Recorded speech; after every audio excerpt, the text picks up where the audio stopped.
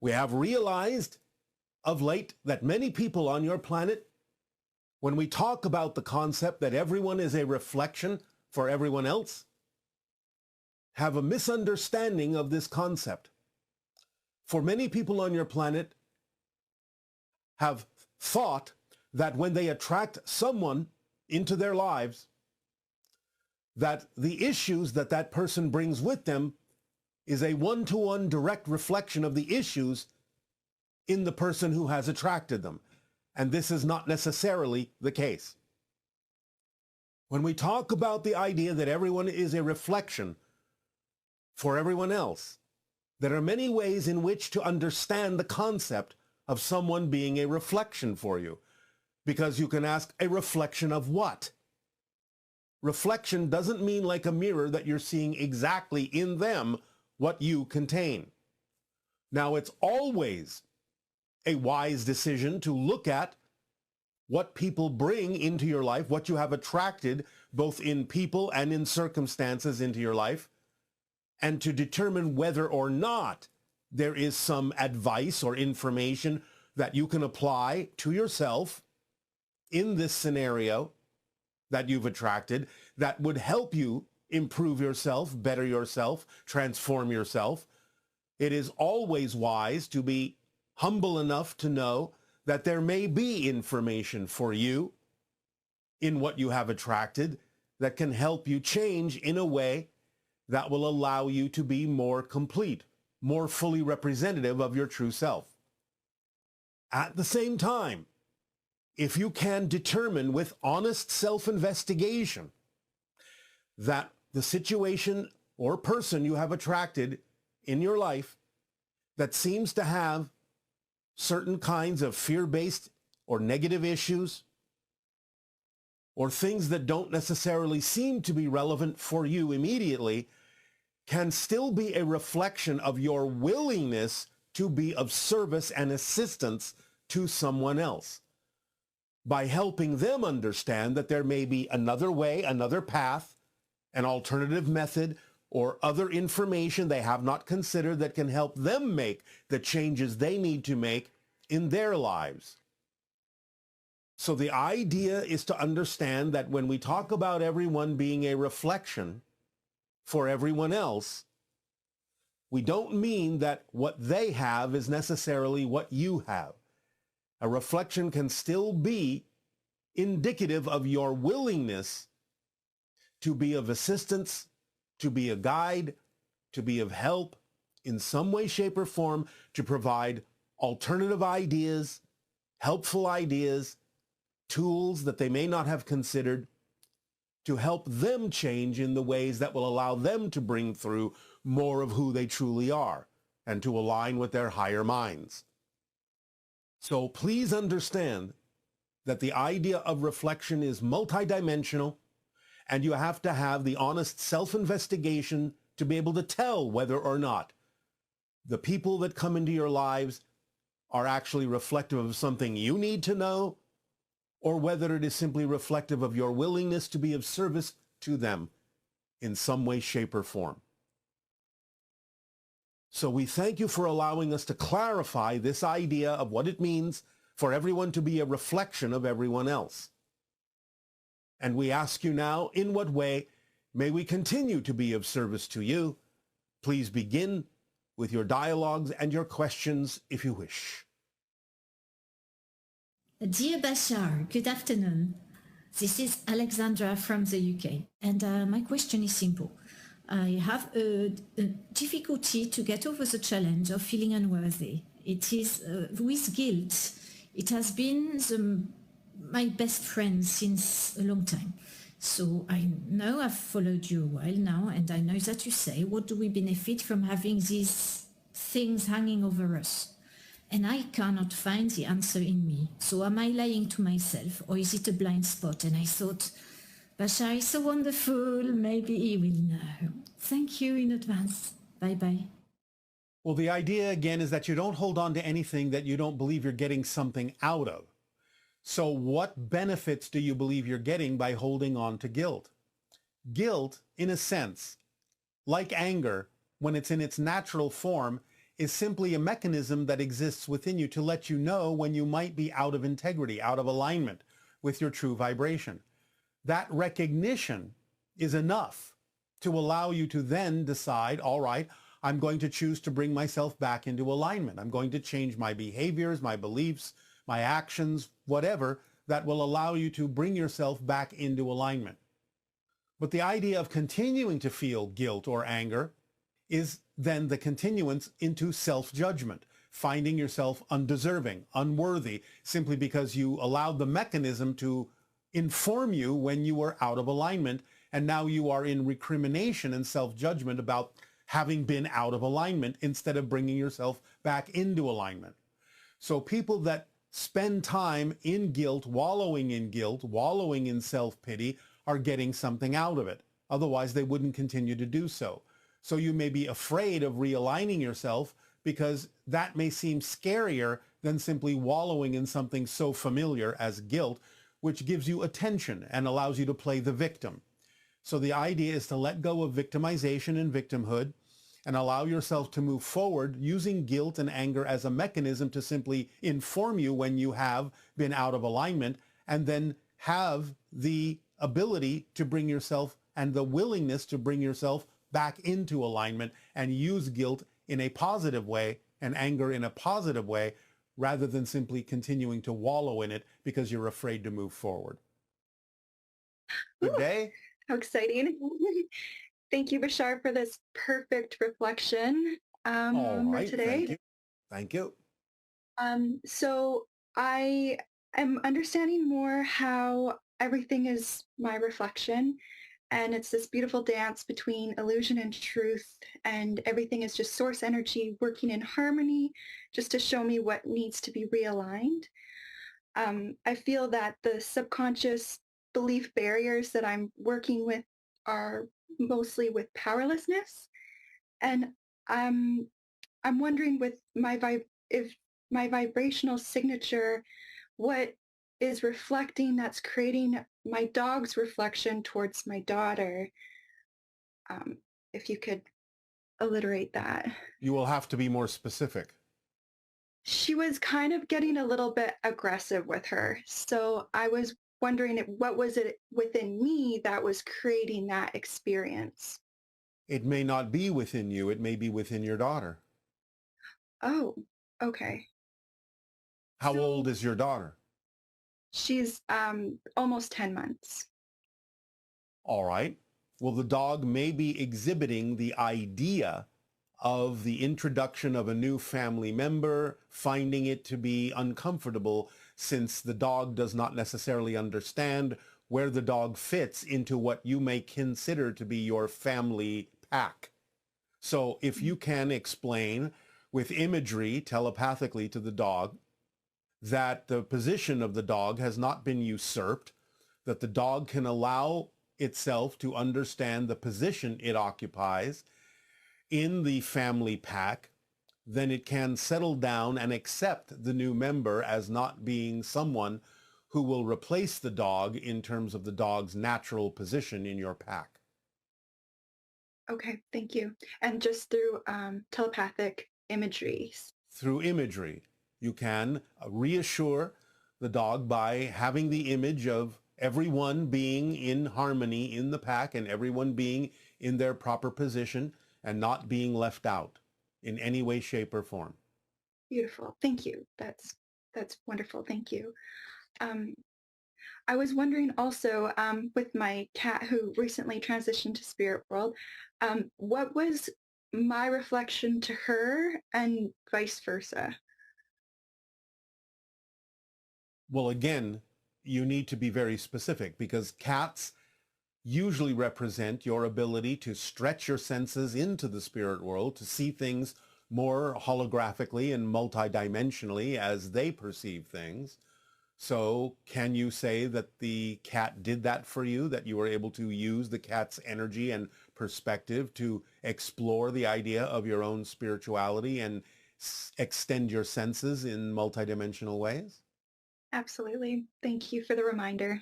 All right.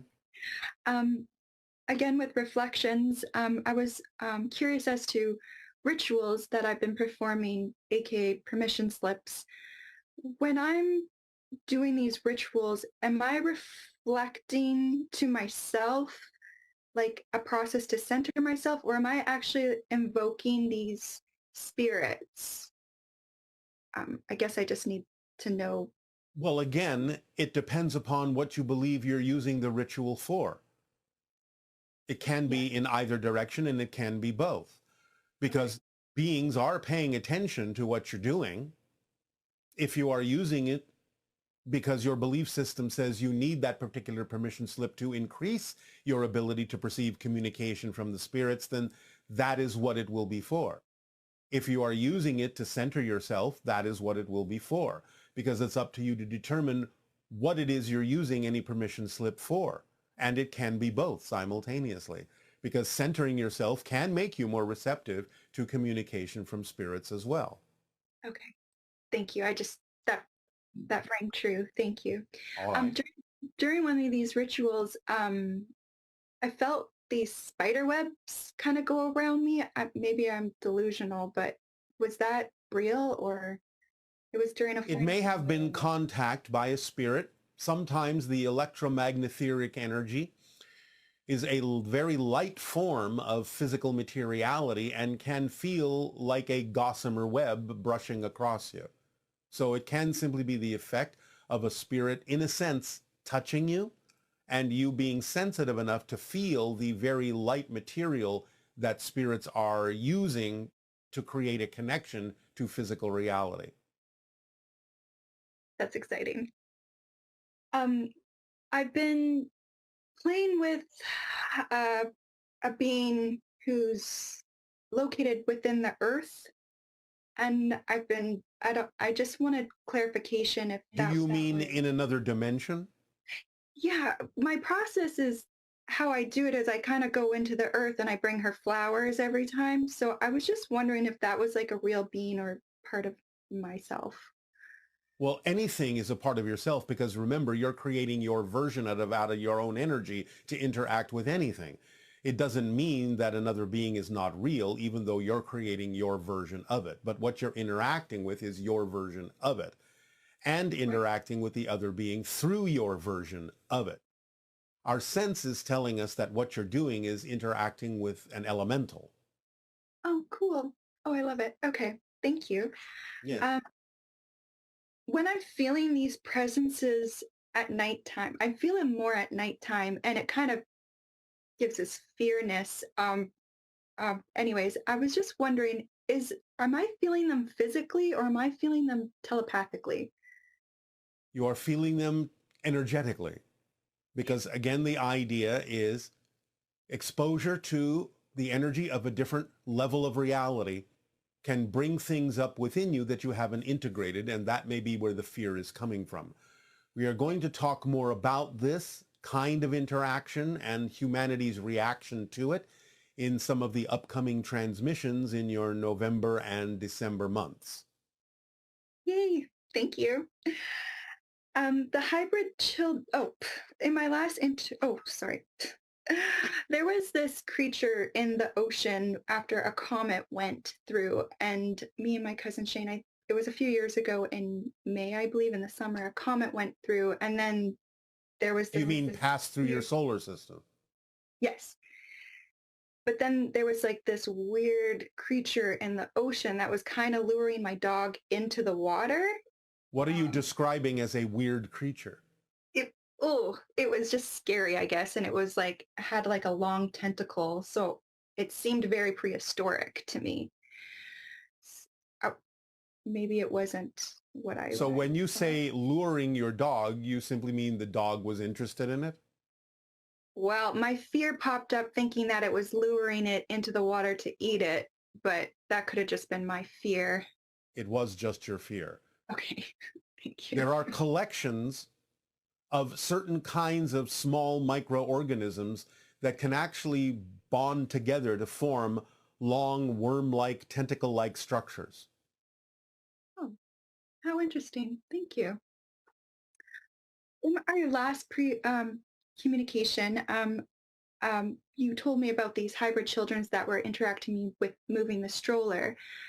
And I was wondering, are those same hybrid children, are they older now or are they children still? In a sense, they are older, but again, remember, the time for them is not what it is for you. They can interact with you throughout different ages of their being.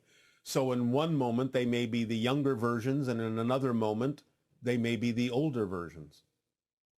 Yes. You Okay. cannot Okay. necessarily compare directly their ages to your reality until such time as they actually come to live among you physically, and then their ages will, in a sense, be locked or frozen into how they appear to you when they come to live in your reality, because they will have made a shift into your vibrational reality, and it will freeze them at a particular age that is appropriate for them and for the relationship they will need to have with you. So even if they, when they freeze into your physical reality, so to speak, appear to be young, it may have been that you interacted with an older version of them when they were in their reality too. So you can't necessarily rely on how they appear in your reality for how they were being in their reality. Understandably. I hugged the air, well, the air, when that had happened. Was I hugging a hybrid? You were making a gesture that was received as a form of connection or hug, if you wish, but you were not literally doing so. You probably thought it was so weird. So this might be a silly question, but my daughter obviously probably has connections with the hybrid children as well. Yes. So I was just wondering what her part in the hybrid agenda is and how I could support her with it. Well, she will be obviously of a generation that will be alive when the hybrid children come to live among you. So many of the children that are young today on your planet will be those who will have specific relationships and interactions with their brothers and sisters and cousins in the hybrid children community when they come to live in the sanctuaries on the earth. Beautiful. I had a miscarriage in 2016 and I spoke with that soul. I was wondering if she was that same soul.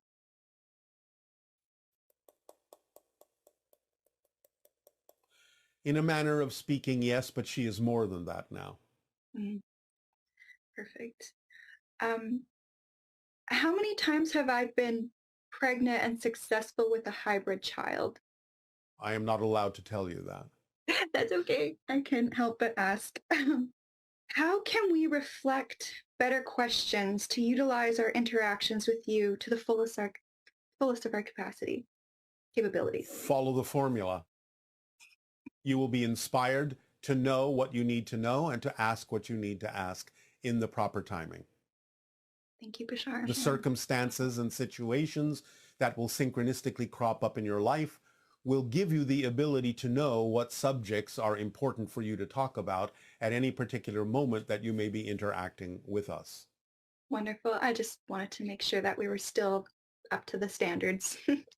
There are no standards that you need to achieve other than being yourself. Thank you for the reminder. And thank you for this beautiful reflection. Perfectly. It is our done. passion and our pleasure to do so. Aveo. Aveo.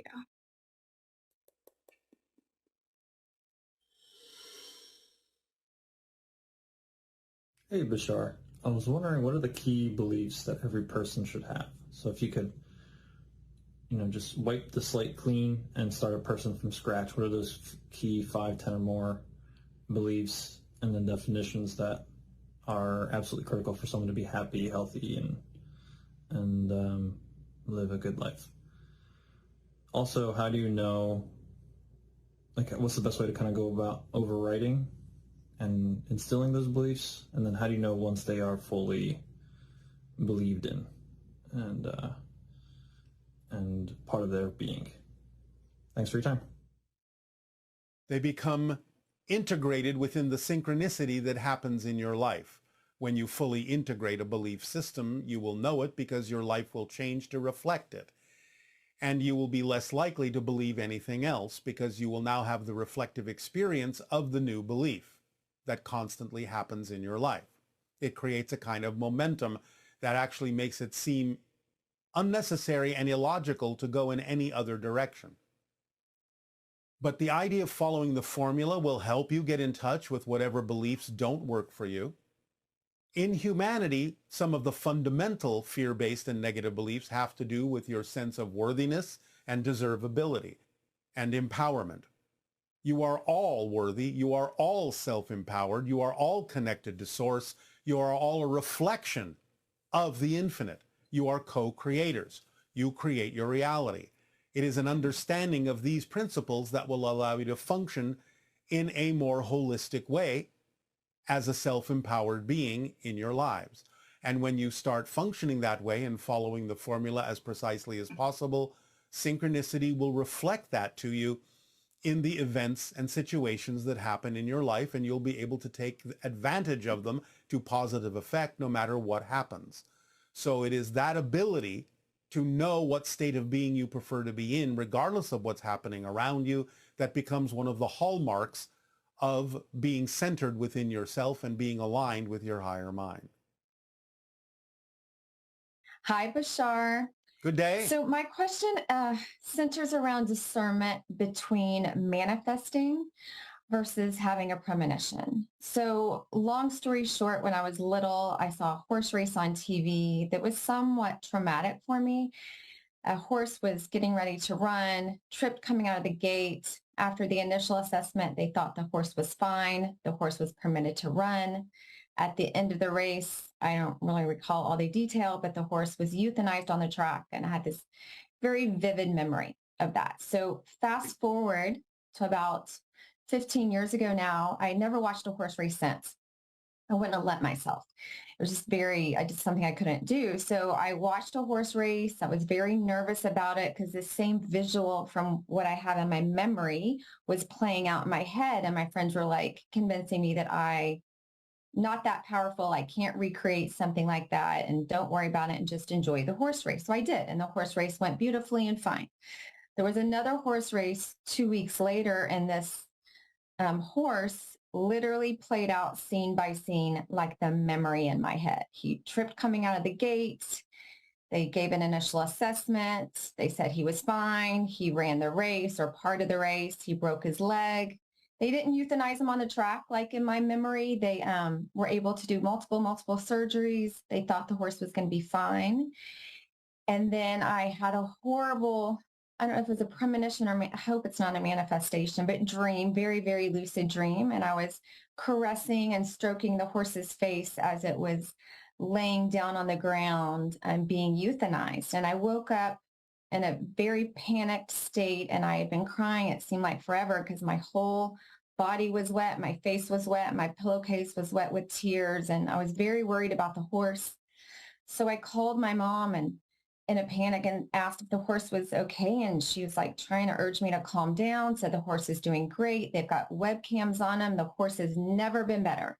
And then 3 days later, the horse was euthanized. So I've always kind of carried that with me, worrying that my deep emotion and attachment to that bad memory when I was little recreated the scene. It didn't so much recreate the scene as a manifestation, but since you were so affected by the first incident, you took yourself, your senses recognized when a parallel reality would match the first one and shifted yourself to that reality because you were so connected to it, so strongly pulled to it. So you shifted yourself to another parallel reality that was very similar because, in a sense, you were on alert for those kinds of incidents. So you shifted yourself to a reality in which that occurred as a apparent repeat, but a new experience similar to the first experience, because there are many parallel realities that are similar to one another. So because of the way you anchored and connected to the first incident, you always were, in a sense, on alert for connecting to a similar incident in a parallel reality, and thus gave yourself the opportunity to do that. Now, Doing so did give you the ability to ease the pain of the horse. You did assist the horse in its transition because of your connection to it, because of your love for it. So it was something that was used to the benefit of the horse that was about to transition. It gave you the opportunity in the second event to do something you didn't necessarily have the ability to do in the first event, was connect to a similar event, but be there for the horse to aid and assist in its transition in a more peaceful way. Do you understand? Yes, that's super helpful. Because it's just been, I've been carrying it with me for so long, and I've asked so many people, and because it literally played out scene by scene the way I had in my memories. And I just really, and I was such a good manifester at the time, and I really vowed basically never to manifest anything again because I was so horrified that I could have manifested this beautiful. You didn't cause it to happen, if that's what you mean by manifestation. You simply shifted yourself to experience the manifestation of a similar reality. Okay. So yes, in a sense, you manifested it for yourself, but it's not like you caused the horse to experience that. Okay. Okay. Thank you. That's helpful. Speaking of parallel realities, I do have another question. So in another very lucid dreamlike state, but this one wasn't analogous to that really, other than it was a very lucid dreamlike state. And a person came to me, not in an off-putting way, not in a scary way, in a very sweet way. And this person, I didn't know if he was even part of this dimension, part of this world or not. But just very gentle, sweet conversations, like we had been together for years and years and years. It was like not a recurrent dream, but like a progressive dream. And then night after night, he would introduce me to his mom, and then he introduced me to his children. And then I actually ran into him, and I realized that he is a being on this planet and this dimension. And it was very weird for me because I almost felt like I knew so much about his life, which I've all now validated to be accurate and correct and true. But my question is, again, back to manifestation, does that mean it's something that he and or I are manifesting a relationship of sorts? Or does he have is he actually in these dreams are so real and tactile, I can't imagine you understand this dream state. You understand that it's as above, so below. Things exist in spirit first. You can decide to play them out in physical reality, but you set it up as an experience by agreement in a sort of energy blueprint in spirit. And then if it serves a purpose in the agreement you have with other beings, you can allow it to crystallize or manifest in physical reality for whatever reasons serve each of you. So you are simply adept at understanding and perceiving that things are played out first in spirit. You could call it, in a sense, a practice round, a rehearsal for what might eventually manifest in physical reality.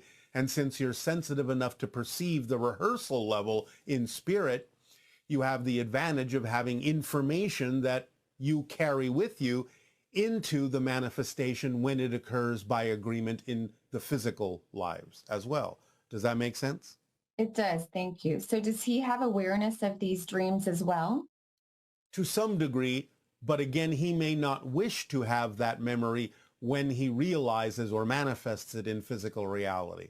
He may wish it to be more of a surprise or a spontaneous occurrence, so he may not remember it by choice. Oh, interesting. Okay, I think the dreams are actually changing now. They're not quite as realistic. They're getting a little, like, I don't know if you call them a hybrid dream, where I've had dreams recently that I know it's a dream in my dream. And like, yes, well, that's a lucid dream. Say it again. That's a lucid dream. If you know you're dreaming when you're dreaming, that's the definition of being lucid in your dream state. Okay. So, but in the dreams, it's interesting. Like I was showing in one of my recent dreams, I was showing one of my friends around his house. And then I saw a security camera, and it felt weird because I didn't know how to explain to him that we got dropped in via a dream into his house. And I didn't know how I was going to explain that. Well, what's so difficult about explaining it? Well, I was worried how I was going to explain it to him in 3D reality, basically. Did you have to explain it? No, I don't. It was just the dreams are changing a little and that I'm having more and more awareness of All right. which Well, part that's of a it's good real and which thing. part of it's not. It's all real. It's just happening on different levels. Okay. Okay. You understand there are different levels to your reality. Yeah, it's just interesting because, after all this, then I start seeing pictures and all of a sudden, just group pictures and he'll be in the background, but I didn't know that I don't know. It's fascinating to watch. I'll put it like that. It is, and you'll get used to it. But again, you simply have retained the ability to perceive realities on different levels simultaneously. And so you are more aware of having experiences on the different levels. Okay. I have one last dream-like question for you. One last question. So, I've had a couple of these. So I know when I was little too, I would get, I think it's called sleep paralysis, where you wake up and your whole body feels very paralyzed and like you're being pressed down into the floor and pressed into the foot of the bed. And it's kind of hard to breathe. Yes, we understand what it is. Say it again. Yes, we understand what it is. Oh, thank you. So, and when I was little, I would see beings, but they weren't scary. I didn't know if I should be scared or not, but they did not seem scary. No, But you more do not need to be recently, scared. I've had a couple of these same experiences, but they were more scary. And once I opened up my eyes after it's always my right pinky that can start to move first, and I get sensation back on my right side.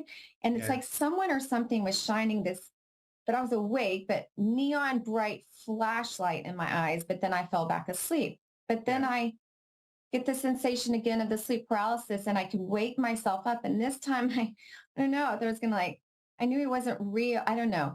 But so I went and I put my hands into this being's face, and it was very disconcerting because I could feel his eyelashes and lumpy eyelids on the back side of my fingers. And people have said, oh, that was a spirit or that was a reptilian and this and that. And you need to do a better job of protecting yourself. So I just didn't know what that was. No. You are part of the hybridization agenda. You do have encounters and contacts with different kinds of beings, including the grays and other kinds of beings.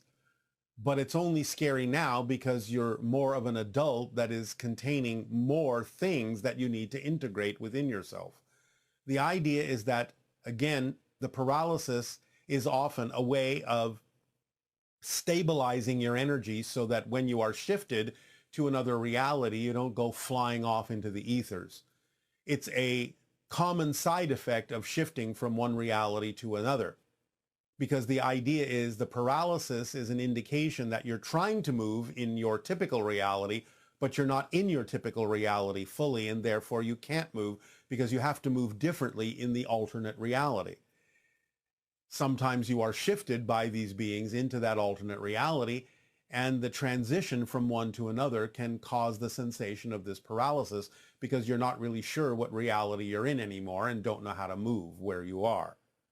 But there's nothing to be afraid of. It's just that the vibration of these beings coming from a different reality will force certain things within you as an adult, certain belief systems within you to come to the surface, and they may also activate the idea of your survival mechanism, because the physical mind can, when it's shifted to a different reality, feel like it's dying.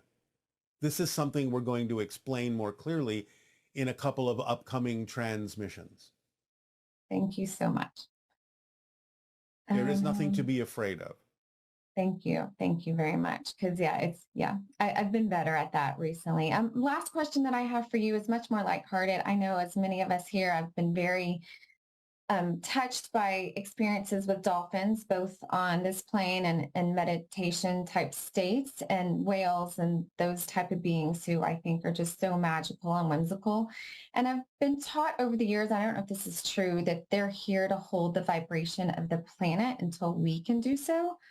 In a sense, yes. In a sense, they are. Okay. Are we getting better? They're waiting for some of you to catch up. Some of you are getting better at it. Not everyone is getting better at it because not everyone needs to. But enough of you are getting better at it that you will shift to the version of Earth where you will be more in harmony with them. Okay. Thank you very much. You are very welcome. Aveo. Aveo.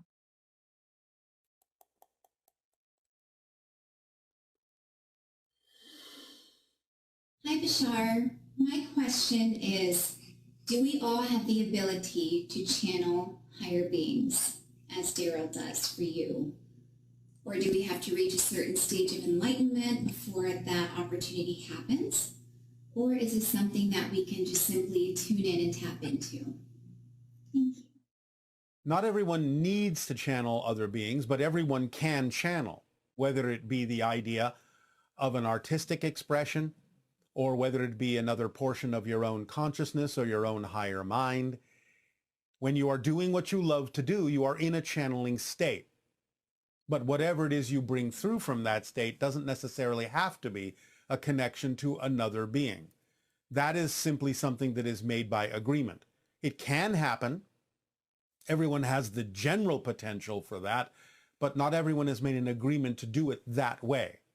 So you have to find your own way of bringing it through. Whatever you are attracted to, synchronicity will bring you the opportunities to allow you to express it in the way that works best for you according to the agreements you have made to explore the themes in this life. So just follow your passion, follow the formula, and see what synchronicity brings you as the way in which being in the channeling state may need to be expressed that is relevant for you. Hi, Bashar. Good day, good day. So I have chosen to serve people in the form of being a relationship coach. Oh, all right. How exciting. Thank you. And I do this through the teachings of masculine and feminine energies and the dichotomy of that in relationships. Yes. So I want to make sure that I'm not spreading any misinformation. I was wondering if you could clarify how the duality of masculine and feminine energies applies to the relationship dynamics romantically. Well, the idea is for each side to be reflected what they need to allow for a balance to occur on each side of both masculine and feminine energy in each individual. Does that make sense? So is it correct to say that, I guess, men operating from more feminine or wounded feminine energy are imbalanced and therefore need to attract partners that will reflect that imbalance? The idea is that each male and each female contains the ability of the opposite, contains the reflections of the opposite. And to balance them and bring them out equally in each individual is the key. So that males have a balance of masculine and feminine energy, not meaning that they literally become more feminine, but they are able and willing to express more of the receptive energies, whereas the females in balance can express more of the idea of the assertive energies that are commonly associated with males on your planet. So that each individual in the relationship is a balance of both. And they will usually attract into their lives, whether they know it or not, whether they take advantage of it or not, those individuals who will reflect to each what they need to achieve that balance within themselves. When that balance is reached, is that usually when partners stay together, or? Maybe. It doesn't mean that they have to. It can be that that was what they needed to achieve and then they move on to something else. So it's not necessarily absolutely expected that they have to stay together, but there is certainly a higher probability that they can if they continue to serve each other in that way. Does that help? Absolutely, yes. All right.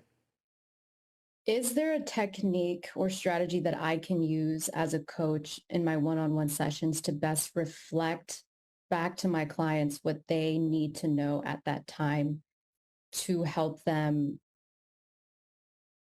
reframe their mindset to move forward? Well, you can ask them what their definition of the opposite energy is, and you can get them to explore any fear-based beliefs that surround it, so they can be willing to let those fear-based beliefs go about the incorporation of the duality. Does that make sense? Could you clarify it a bit? In other words, let's say you are, for example, dealing with a male individual who is exhibiting a lot of masculine energy, but not very much of the feminine side. You can engage them in a conversation to ask them what their definition would be, how they see, how they view, how they define the idea, what it means to them if they were to incorporate more of the feminine energy within themselves, to see if their definition is something that actually is representative of balance, or if their definition out of fear is representative of something that is not in balance, that they have an erroneous definition of what that balance would look like, so that you can begin to explore what their definitions of the balance would actually be like, so that they can lose the fear of incorporating the balance within themselves by having a more harmonious definition of what would happen should they do so. Did that make more sense? Yes. And in the case where a male that is has less feminine heart-centered energy, and I run into this problem where clients don't often experience emotions and are shut down, I don't know how to help guide them through that situation through online interactions. All right. Well, again, the questions is fundamentally, what are they afraid would happen if they actually allowed themselves to feel those emotions? What are they afraid the outcome of that would be? To get them to start exploring, if they're willing to start exploring what the outcomes they're afraid would happen if they did in fact allow their emotions to be more expressed. And then perhaps you will have some information to go off of, if they're willing to admit it. Okay. If they're not, there's not much you can do for them. How does one know when they found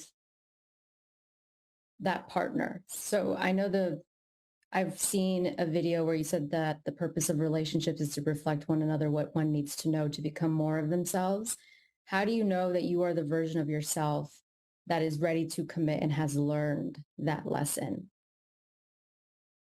You will feel freer. You will feel lighter in the presence of a person who serves you that way if you're willing to be open to it.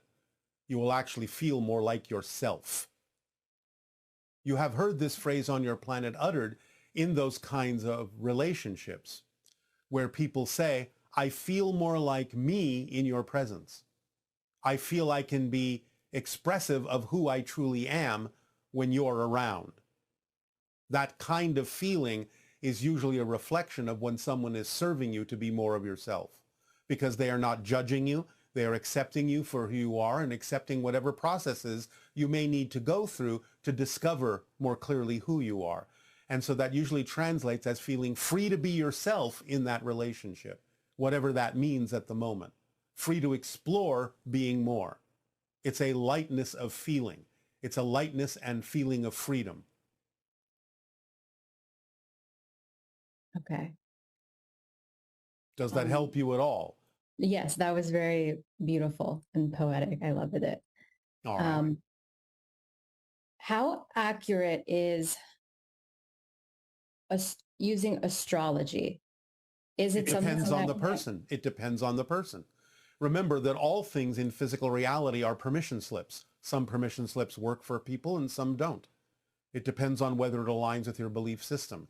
If it does, it will work for you. If you're attracted to use it, the attraction is usually a sign that it's aligning with your belief system and will work for you. Ultimately, of course, you realize you are the ultimate permission slip because you're the one making the changes anyway, and that eventually you no longer need the permission slip itself to make those changes.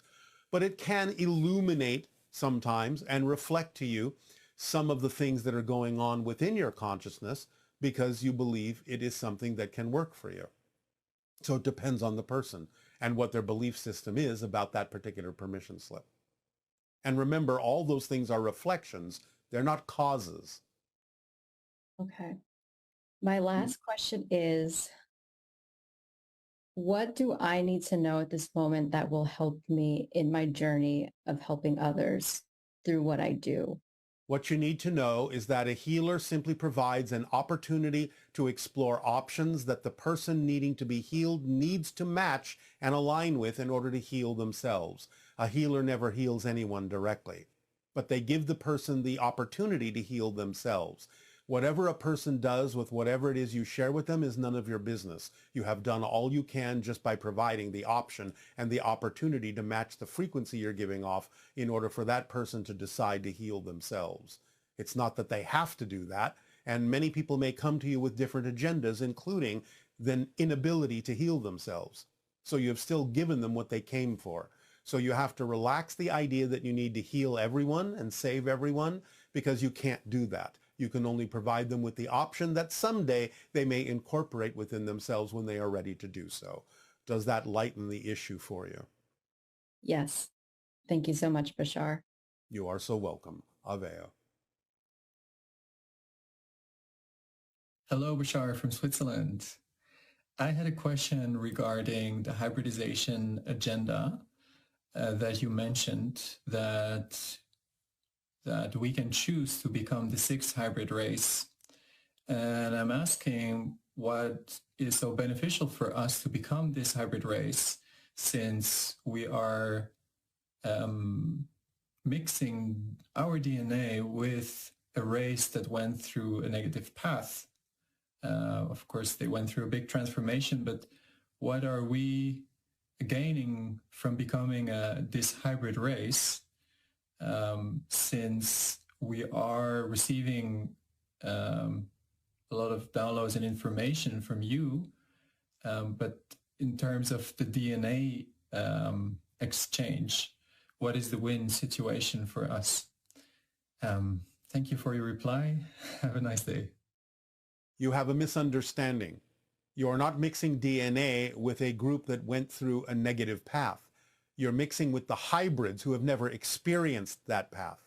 The grays experience the negativity, but the hybrids have not. Therefore, you are mixing with a different form of humanity that has never experienced negativity. That is what helps you uplift. That is what raises your vibration, is taking advantage of the information and perspectives of a group of beings that are a different form of human, that have only experienced the idea of positive vibrations that move you forward in your evolutionary path to becoming the sixth hybrid race, which is simply another way of saying that you are functioning fully, more fully as human beings, which most of you actually aren't yet fully human. Hello, Bashar and everyone. Good day, good day. I had a dream that I'd like to get your insight on. All right. I was traveling to and moving into an abandoned southwestern home. I went to the kitchen and opened up a rectangular door about 3 foot long, and there was a diminutive alien skeleton in it that was glowing orange, had an orange metallic tunic, Native American beads, a feather headdress with red, white, blue, yellow, orange feathers that were mottled. It certainly wasn't of this world. I opened the oven and another skeleton was in flames, but I don't think it was being consumed. This felt like a very deeply sacred and spiritual experience that I felt honored to be a part of. And it's just kind of baffled me. It just impacted me so much. Do you have any thoughts or comments? Yes. What you experience to some degree is a recognition and a perception of the interaction between some ancient extraterrestrial beings and the indigenous tribes of your Southwest in the past.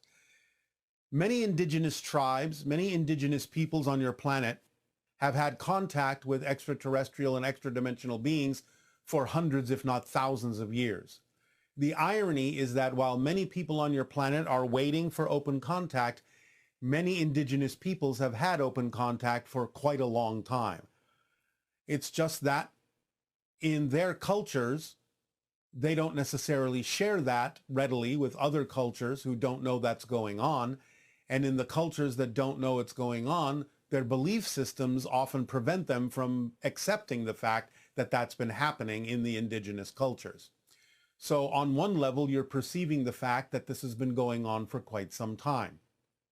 You're picking up on some very ancient vibrations, ancient encounters, represented by the blending of those ET forms with ancient Atlantean and Aztecan kinds of regalia that they are wearing, which represents the idea of the blending and the interactions and connections between the two, and how many ancient indigenous peoples are actually the ancestors of some of those extraterrestrial beings. The idea of the being on fire in the oven is a representation of the kind of power and energy that they bring with them in coming from one dimension, one reality, to another. You are perceiving a connection between your physical reality and a different reality being expressed to you in those symbolic forms with connections to these ancient extraterrestrial consciousnesses. Does that help you? Yes, wow, that's so powerful. Thank you. Yes. In December of 2010, I woke up and received a download, and it was elements of this incredible story, an iconic mythical figure of modern times that has a connection with Atlantis. And I could see this story being like a combination of the magic of Harry Potter with the intrigue of the Da Vinci Code and an epic tale of Lord of the Rings. I could see the story being shared to share spiritual concepts in an entertaining way. I've spent years researching Atlantis, the Tuatha De Danann, High Brazil, ancient civilizations, megalithic cultures, and I'm just stuck. I've not been able to write. I'm a good writer, but I write usually like marketing materials. Fiction and character development, I'm just having a hard time. But my research has led me to you. And I'm just wanting to know, maybe is my purpose to the journey to be here, or am I to write this? I'm stuck. I don't know what to do. All right, you can write it, but are you familiar with the idea of story structure? Well, no, not really. All right. So it might be of assistance to you to investigate the concept of story structure, because in the telling of any tale, in the telling of any story, it is highly critical, highly important to make sure you are following story structure, because story structure is built into the psyche of humanity. And if you tell a story with the salient points, the salient, shall we say, beats of a story structure that are built into your psyche, then people will remember the story. It will feel authentic. If you miss any of those beats, it won't feel authentic. It won't resonate. This is why stories last for thousands of years, because if the pattern is followed of story structure, it resonates with that structure in all of your psyches. So we would suggest that you investigate the idea of story structure and follow that general outline. Get used to the understanding of what kind of beats need to be in a story, how they need to be presented, when they need to be presented. Then you can loosen up the structure a little bit according to the way your intuition will drive the story forward. But following the structure in general is highly important to tell the story in the correct way. Since you don't have a framework for what story structure is, that may be where you're getting slowed down. Yeah, it was some great elements, but I just don't know how to proceed. I have a main character, but I don't have anything else. So. All right. Well, again, story structure can inform you as to what the main character needs to go through in order for it to seem relevant to your readers. You may avail yourself of many books that exist in your society about story structure, one of the most popular being the idea called The Hero's Journey by Joseph Campbell. Yeah, I'm familiar with that one. So, yes. Have you read it? Have you read it? No, but I am familiar with Joseph Campbell. I've read several of his books. So. All right. Well, you have not read The Hero's Journey then? No. All right. That is the one specifically that outlines the idea of story structure. You can I'll look into that. You can also avail yourself of several that are connected to the idea of the film industry, because they also talk about the importance of story structure, even though it may be presented in filmic terms. Yeah. So Great. Thank you. familiarize Thank you yourself so with that. much. And when you understand the story structure, it will inform your character and inform you as to what your character needs to experience. Wonderful. So after this download, I made a commitment to it that I would follow wherever that took me. And a few months later, my longtime marriage ended. And just kind of to summarize briefly, I kind of went into a dark night of the soul. One morning I woke up and there was an energetic presence. Yes. And immediately Paul McCartney's song, Let It Be, when I find myself in times of trouble, Mother Mary will come to me. And I just got this overwhelming sense of unconditional love. Yes. And then a few minutes later, I had a vision of a woman in a scarlet dress who was a very strong, spirited woman, but also very loving. And these experiences just baffled me. A couple of days later, I was in a state of well-being and bliss immediately, but that lasted a couple of days. And I knew this was real because my reality had been completely altered. Yes, it's up to you to continue the vibration once you've been exposed to it. All you have to do is remember what that felt like when that vision came to you, and you're actually back in that frequency, even though it may feel different. What is the origin of these? I just called it energetic presence, but yes, but you called upon the idea of Mary as a reflection, but not the Mother Mary. You called upon the Magdalene. Okay. Hence the scarlet Wonderful. dress. Yeah, okay, that makes sense. Thus, final, oh, go ahead. Yes, thus the idea of standing within your self-empowerment, being the one to tell the stories, being the one to hold the information, the one to spread it among the people. This is what the Magdalene was responsible for, in taking the information that was provided by the individual known as Jesus and spreading it among the disciples. The Magdalene was the primary disciple responsible for spreading the information. So you are calling upon her fortitude to spread the information that you need to spread. She is encouraging you to move forward with that. Well,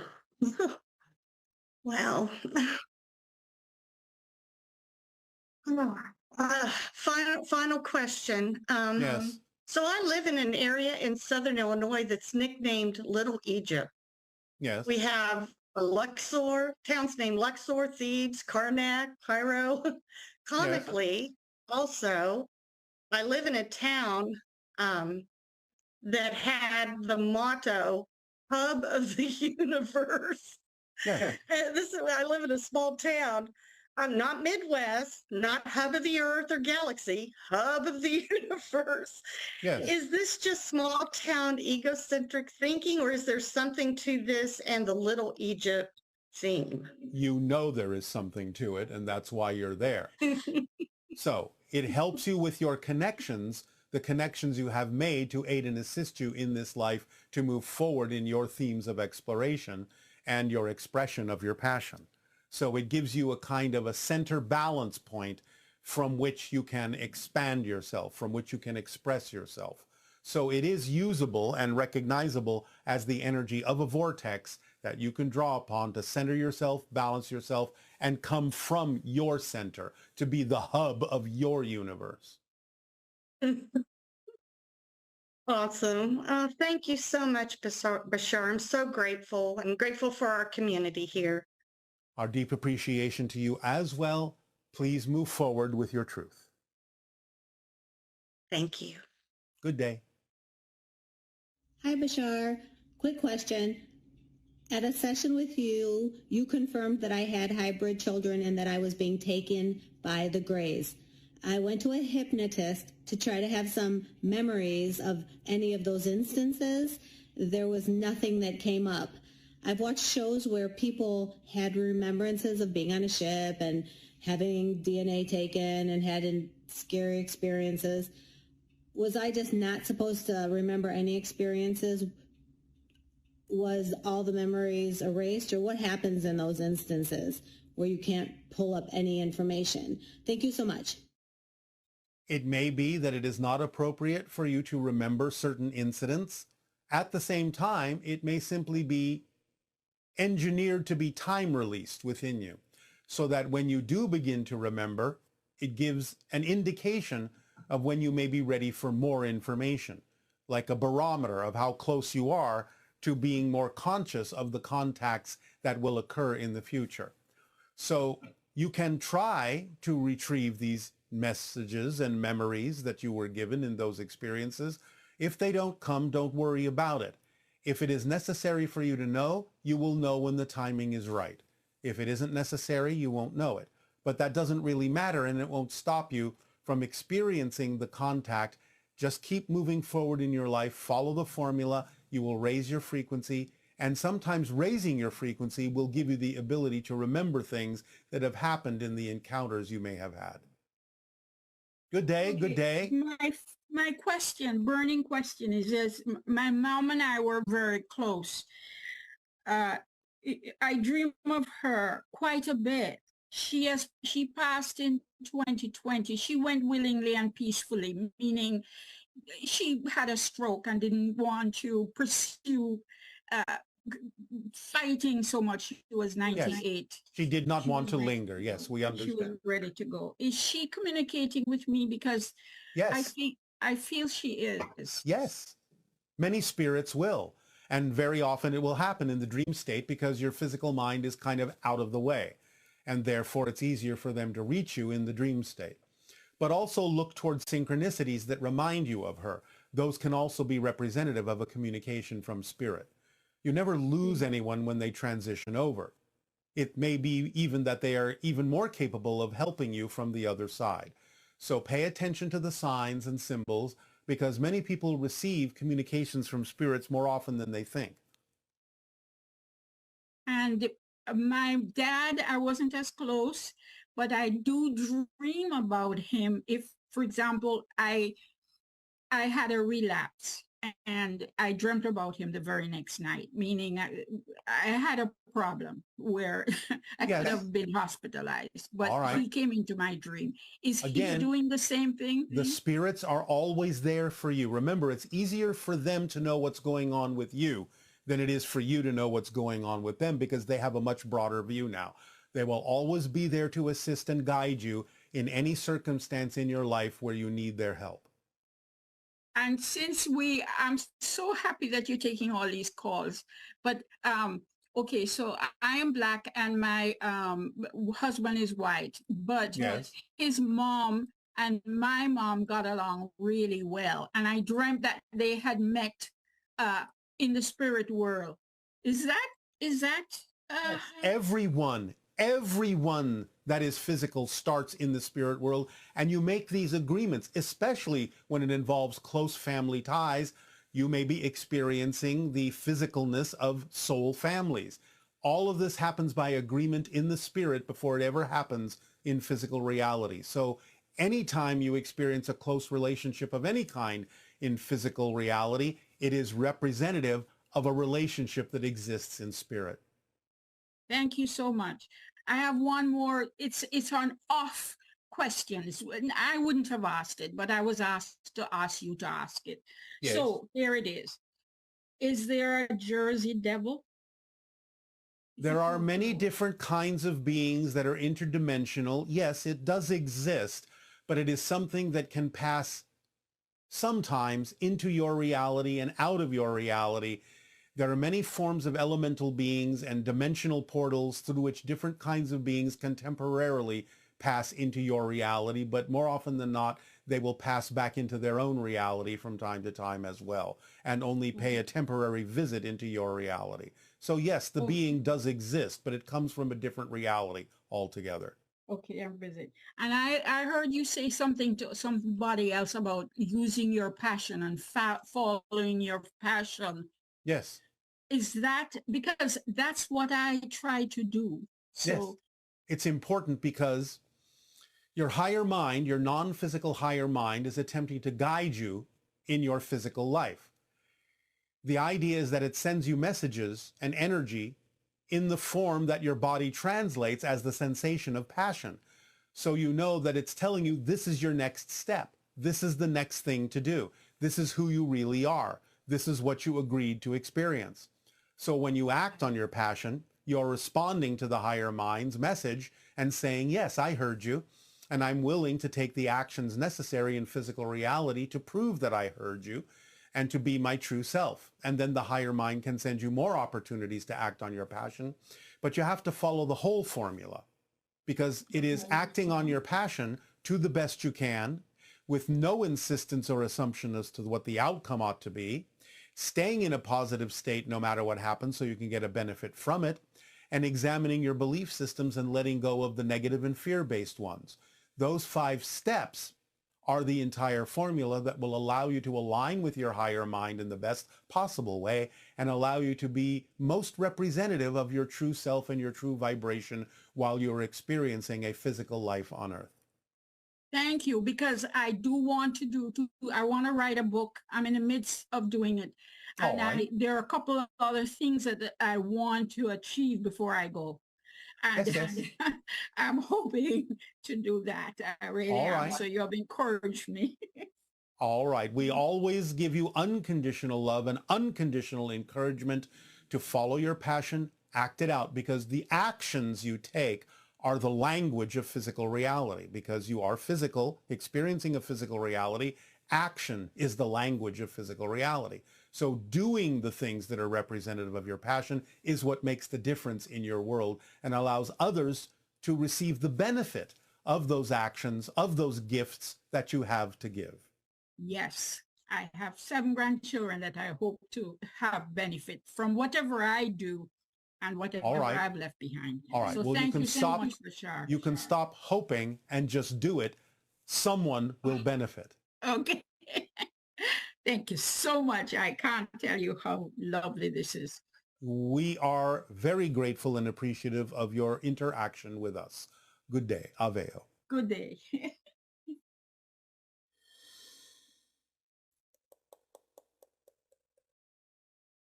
Hello, I have a question for Bashar. This is a little odd, but I'd like to know if I actually did contact Bashar through dowsing. I do dowsing with a pendulum, and I wanted to see if I could actually contact Bashar, and just a few days ago, Bashar did come through, and I asked a few questions. So my question to Bashar is, did I contact Bashar, and were my questions answered truthfully, or were the answers that I received from Bashar correct? I guess I'm not quite sure how to say that. But anyway, thank you very much, and I do appreciate this one-on-one request. Thank you. You did not receive them from me personally. You may have tapped into our collective energy, the energy of the Sasani people. Unless you provide us with the answers you got, we cannot comment on the accuracy of them. Hello, Bashar. This is Mirta. I have been having some fun dreams lately about magical animals. And in one of those dreams, a person that I know was he was able to communicate with a dog. And the dog was telling him about a peridot stone. So when I woke up, I was all excited about a peridot stone, and I ordered 3 of them online, and they just arrived, which is really nice. So I guess when something like that happens, I dream about something, and I feel like I want to, on the one hand, I want to honor it by giving it like a place in my physical reality as well. But I guess I'm also trying to find like how to connect my dream world and my physical reality more. And I was wondering what you can tell us about that. Like how do we get those two to start coming together? Thank you, Bashar. Well, first by understanding that your physical reality is a dream. In fact, it's actually more of a dream than your dream reality, which is more real than physical reality. You have to reverse the understanding in your consciousness that you are, in fact, right now, still in spirit and you never leave it. You have to understand that you're dreaming that you've left. You're having a dream in spirit that you are not in spirit, and that is what physical reality is. So you have to understand and experience physical reality in the same way that you experience the idea of a dream. And when you start to become more lucid and aware that you're creating this dream that you call physical reality, then it can begin to appear more dreamlike. Not that it gets out of control, but it is more malleable, more flexible. Space and time will become more bendable, so to speak, more flexible, more collapsible. You will start to see physical reality as being less real. Again, you can continue to experience it, but you will realize that you have more control over exactly what happens. And therefore it becomes more dreamlike. So allowing yourself to start seeing physical reality in a more dreamlike way will help you realize that one is simply an extension of the other. Physical reality is simply an extension of the spirit world. It's just a different context. It's just a different perspective of it. Hi, Bashar. The number 333 has been stalking me for many, many years. I believe my hybrid children are among the first 333. Can you confirm this for me? Thank you so much. Love you so much. The number 333 is a representation of 333,000 cycles per second, which is the borderline between physical and non-physical reality. So you are giving yourself a perception of where you are heading as a species and how it is important to raise your frequency in order to be more vibrationally compatible with the hybrid children who have the ability to blend both spirit and physical realities into one being.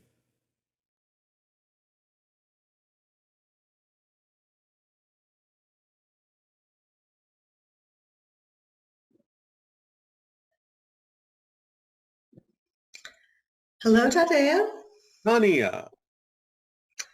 We have lots of great questions from our viewers. All right. The first question, again, relates to the monologue.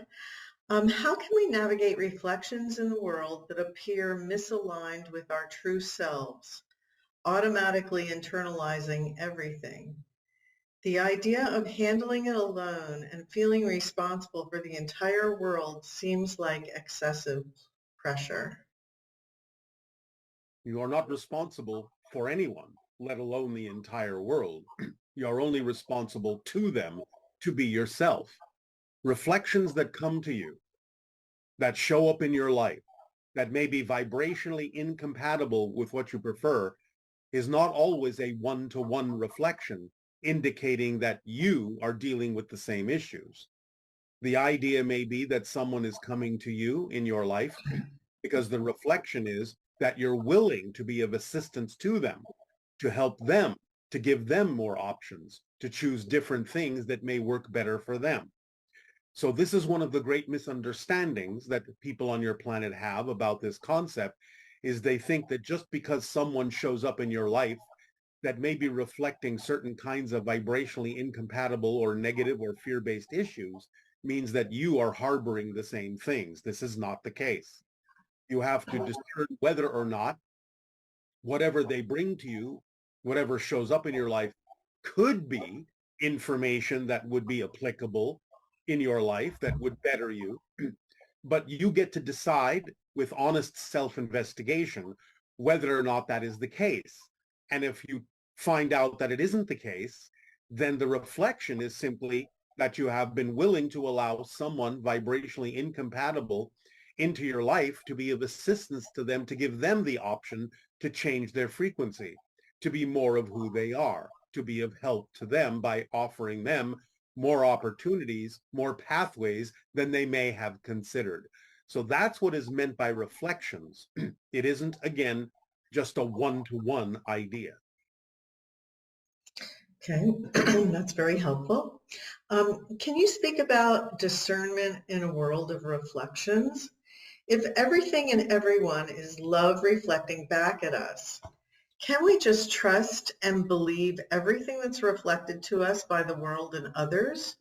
Or do we still need to pay attention to what resonates and feels right and true for us? How would you say we can tell the difference?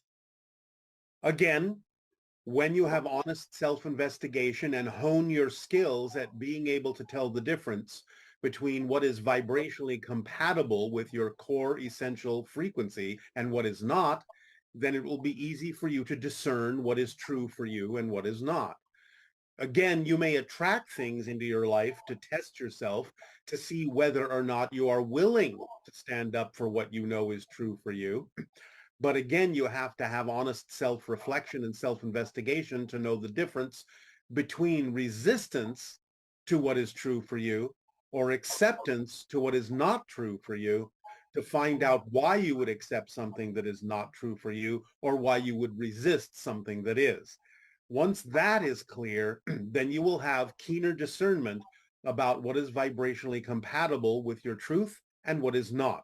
It'll be easy to tell the difference between what is registering as your excitement and what is registering as your anxiety, which is the sign that something is out of alignment with who you really are, even if it occurs within yourself.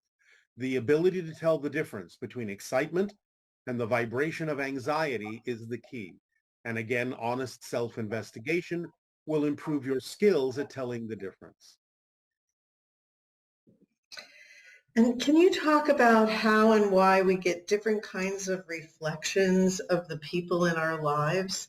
How we can turn towards allowing more clear and positive reflections and responding more clearly to it all ourselves as well?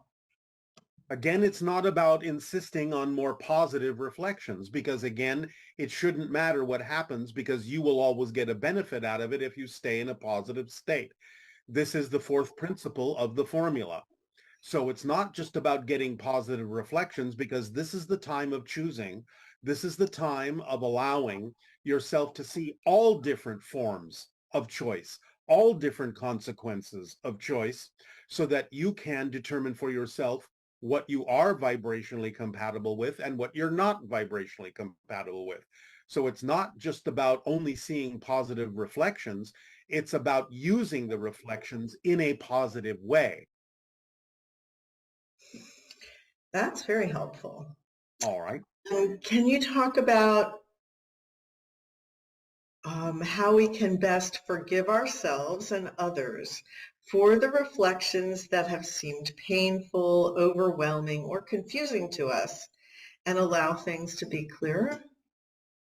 Well, again, the idea of holding on to a grudge, not forgiving, is the perpetuation of the energy that you say you don't prefer. The original context of forgiveness is to stop seeking revenge or retribution against a situation or a person.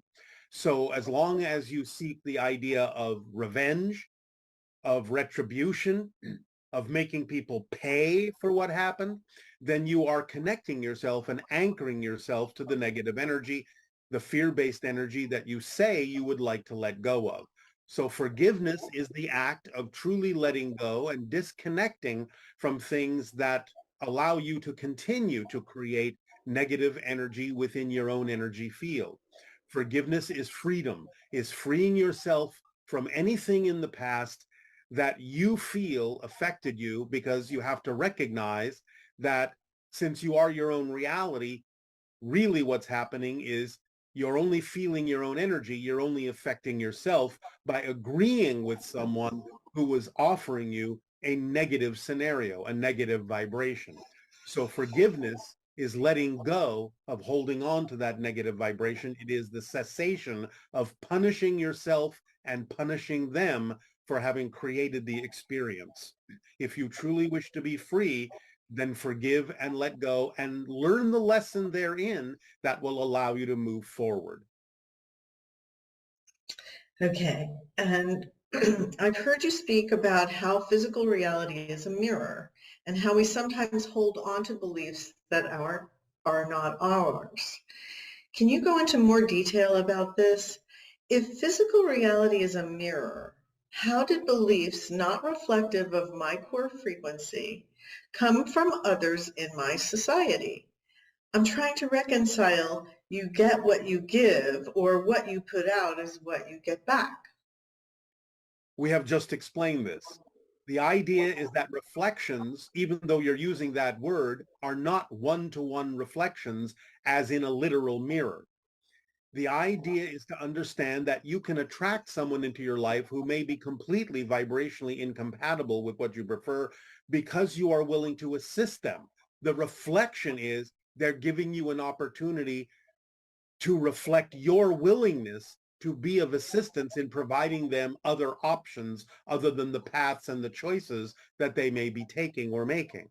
So don't confuse the idea of the word reflection for the concept that someone coming into your life who doesn't operate or make choices the same way you do is actually representative of what you're doing. That's not often the case. They may simply be representative of your willingness to be of assistance to them to help them take another path. So reflection doesn't mean absolute one-to-one reflection. So in a sense, would you say that when anything comes into our life, or a person comes into our life, and we get a certain reflection, the important thing is first to check in with your own belief systems about whether or not, if you're getting a negative reflection, whether or not the information being shared with you about you is really true. Yes. Or if it's a projection of the other person's consciousness. Yes. And by doing this, it strengthens your understanding of who you are. And without those kinds of other reflections that I'm describing, you would not be as clear or pushed as far to express your truth. Yes, the willingness to, at first, number one, see if what is being offered to you is something that can aid you, assist you, be applied to you, to improve you, to better you. And number two, if not, then the realization that it might be the other person's issue and they have come to you because they sense that you could possibly reflect to them what they need to change themselves, even though they may or may not choose that, is what gives you better discernment about what is yours and what is not yours. So the willingness to at first think about whether what they're offering you is yours or not helps you with the discernment to be able in the future to tell the difference between what is truly yours and what is an issue being projected by another person that has really nothing to do with you other than perhaps their ability to sense that you could be of assistance by listening to them and helping them make other choices other than the ones that they are choosing. And in addition to that idea of when someone is offered something that's diminishing of their value or their worth, and then they are challenged at that moment whether to accept the idea that they're not worthy or to reject it because they know it's just can't be true. I mean, it's not, the inherent value of a person is there regardless of how they behave. Yes. And then once you have that level of clarity, it becomes easier to discern whether you're being gaslighted or something like that by another person. Yes, this is why it is so important to understand the fundamentals, the very idea that you are worthy on the fact of your existence, deserving on the fact of your existence, because creation doesn't make mistakes. Therefore, if you exist, you are a valued part of existence. You are a worthy part of existence. Otherwise, you wouldn't exist if you weren't needed by existence to exist in order for existence to be all that it is. So when you have a clear understanding of the fundamentals of the basics of your worth, just by the fact that you exist, then everything else can be easier to discern because you start from a basis of indestructibility, of certainty, of confidence, of knowingness, and then all the rest is secondary. And when individuals receive negative reflections from their immediate family or the people that are close to them, it seems to them it carries more power in some way, because apparently that person's opinion of your value is more important. I mean, is there something you could say about that idea of just making a difference between the people who are close to you if they say things to you that upset you, or if it's a total stranger, how we react to that All right. in a balanced way? Yes. But first and foremost, let us provide another level of clarity to the language that you're using, because we understand that the word reflection can be confusing, and this is why we're attempting to clarify the idea. Perhaps it would be better for people to understand, again, if they're willing to really look at themselves first, to understand that there is a difference between reflection and projection. So the idea is to learn the difference, to discern the difference between what is being reflected to you that you need to know about yourself and what is being projected to you from another that is more reflective of their issue rather than yours. So let's add the idea of projection to the concept of reflection, and that usage of those two words may make it easier to discern which is which. But the idea in family lines is because you have an innate feeling or an innate connection to them out of love, because family represents the idea of connections of love and support, that you add that connection, you add that idea of love and support, and it makes you take what they're saying more differently than you would with a stranger, where you assume no love is coming from them.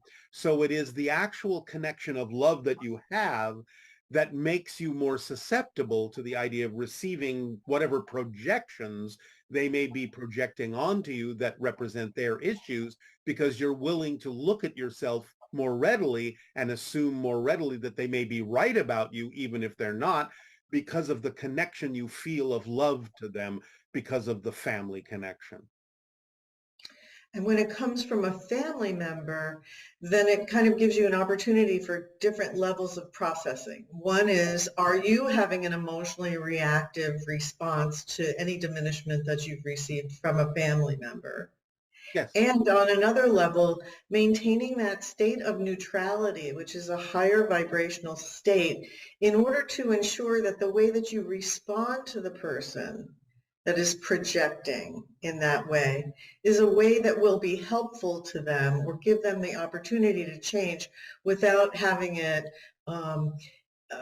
activated by strong emotions or revenge or getting back at them because they've hurt you, that kind of thing. Yes. But the idea is that, to put it euphemistically, a pause is your friend. Silence is your friend as a response, because it gives you the time to consider why they may be saying what they're saying, instead of simply having an automatic reaction that has tapped into your sense of self-worth or lack thereof.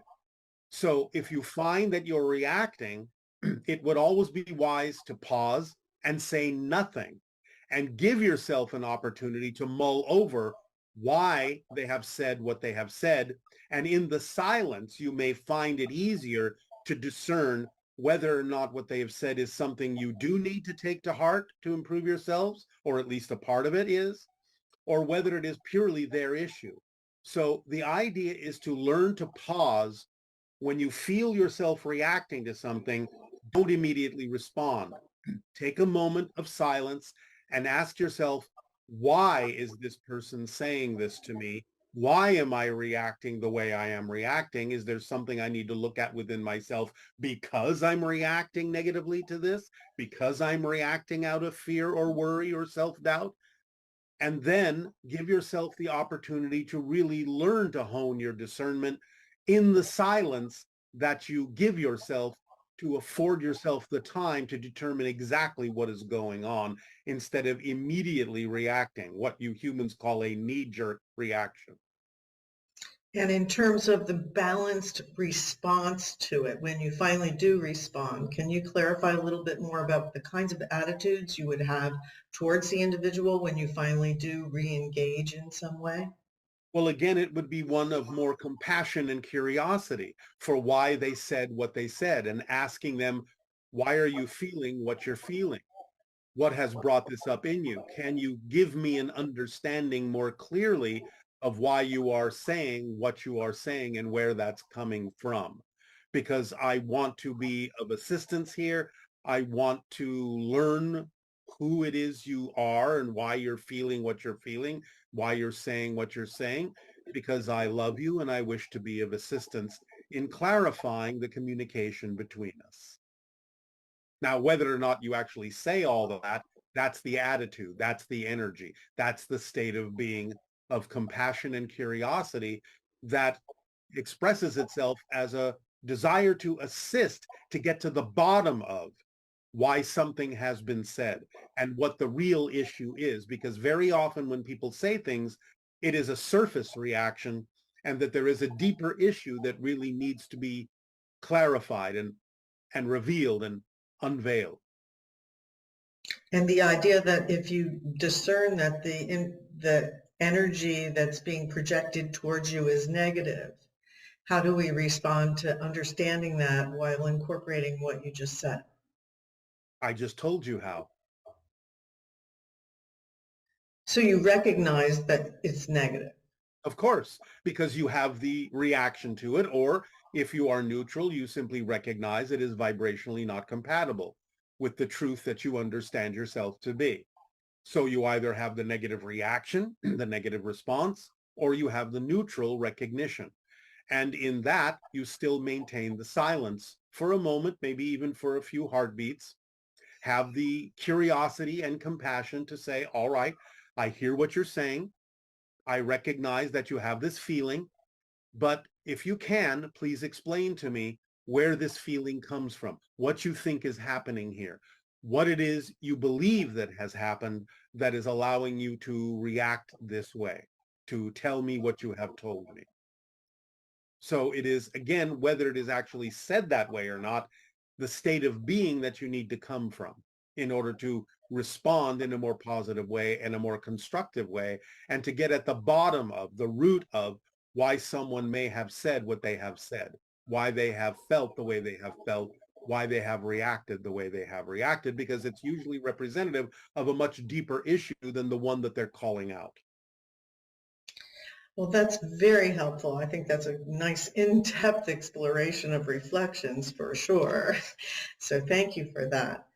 Yes, there is always some need within them that is not being met, and it may have nothing to do with what they're saying. You have to find out what is the basic need that is not being met in this individual that they would lash out or project in that way. It is usually, again, about issues of not being or feeling loved or not feeling worthy or deserving or something along that line, fundamentally, that would cause an individual to project onto another what it is that they feel they are incapable of giving themselves, and resenting what another individual may remind them of in terms of their inability to not give that to themselves. I'm sure if we all apply this, the people on Earth would get along a lot better. Yes, they would. So you've talked about the value as individuals of remaining in the neutral point between the positive and the negative, as it allows all viewpoints to be valid. Can this be applied by the collective itself? If so, can you describe some aspects of what that would look like on Earth? Well, it would be what I have described as the civilization on my world, that is operating on pure synchronism, is telepathically bonded in unconditional love, and experiences the idea of clarity every single moment while we are walking through a multidimensional dream. That is how you would experience it on Earth were you to evolve to that point. And how does the idea of the collective consciousness work with the idea that we are constantly navigating to different vibrational versions of Earth? How is it possible for us to continually shift into different realities while simultaneously being part of a collective? Because consciousness is everywhere. Remember that you're dealing, when you shift, not only with your own individual consciousness, with the collective consciousness of your world, but with the collective consciousness of all that is on different levels of expression. So the idea is that consciousness is everywhere. There is no place that consciousness is not. So you simply adapt a different form, a different expression of consciousness, and utilize connections to all levels of consciousness while you experience the shifting. Okay, and can you expand on the idea of raising our frequency in relation to our sun? I understand that different versions of Earth have the same sun, and although Willa lives on a different version of Earth, that version still circles around the same sun as our version of Earth. No, it does not. When you shift completely into a completely different universe. Completely different. It may look the same, but it's not the same. So no, when you shift, you are not orbiting the same star. Okay. Just as you are on a different version of Earth, you are in a different version of the universe with different stars that, again, may look similar, but those are the stars of that universe.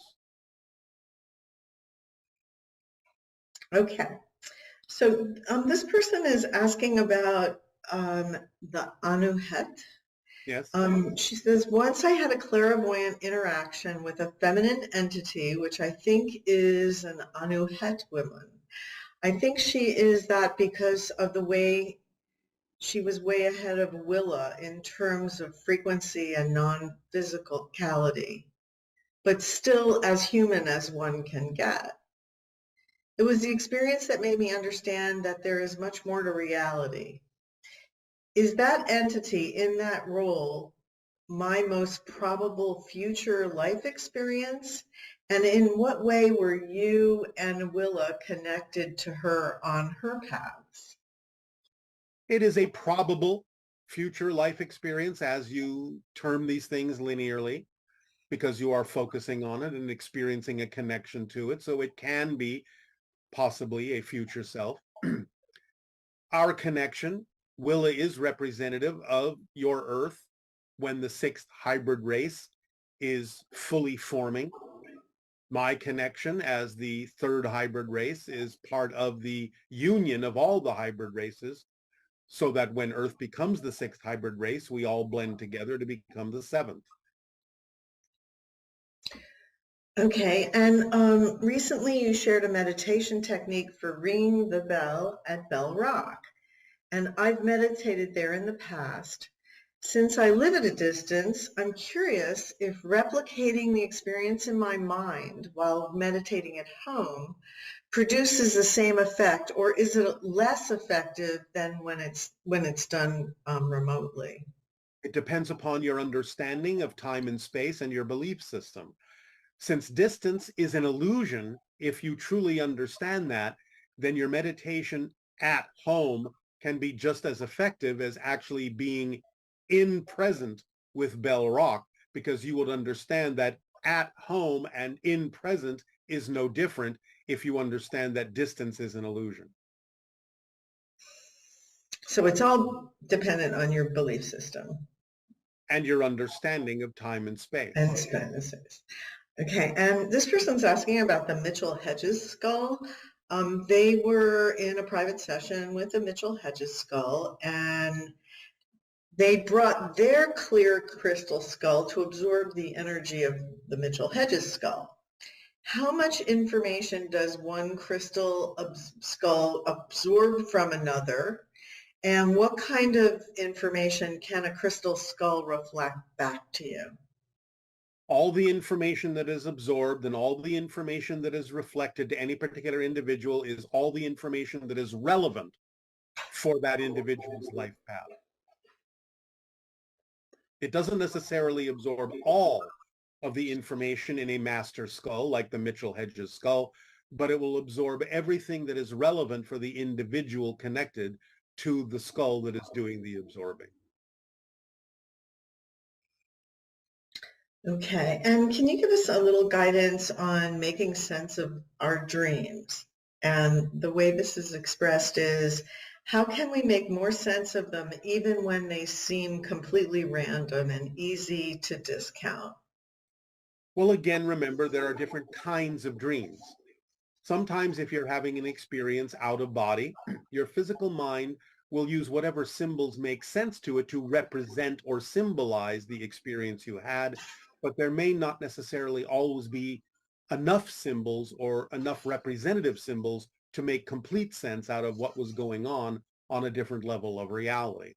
So sometimes the dream can be highly symbolic, and if you have an understanding of the symbols and how you relate to those symbols, sometimes even understanding that you are everything in the dream and what those symbols mean to you as different aspects of yourself being reflected back to you and what they symbolize to you about different components of your consciousness, then you will have a clearer understanding of what the dream, quote unquote, means to you. So I guess that can help when people do like dream journals and they start keeping track of the different symbols that repeatedly show up in their dreams. Yes, even if they don't repeatedly show up, you can still have a relationship to a symbol by meditating on what the symbol represents to you.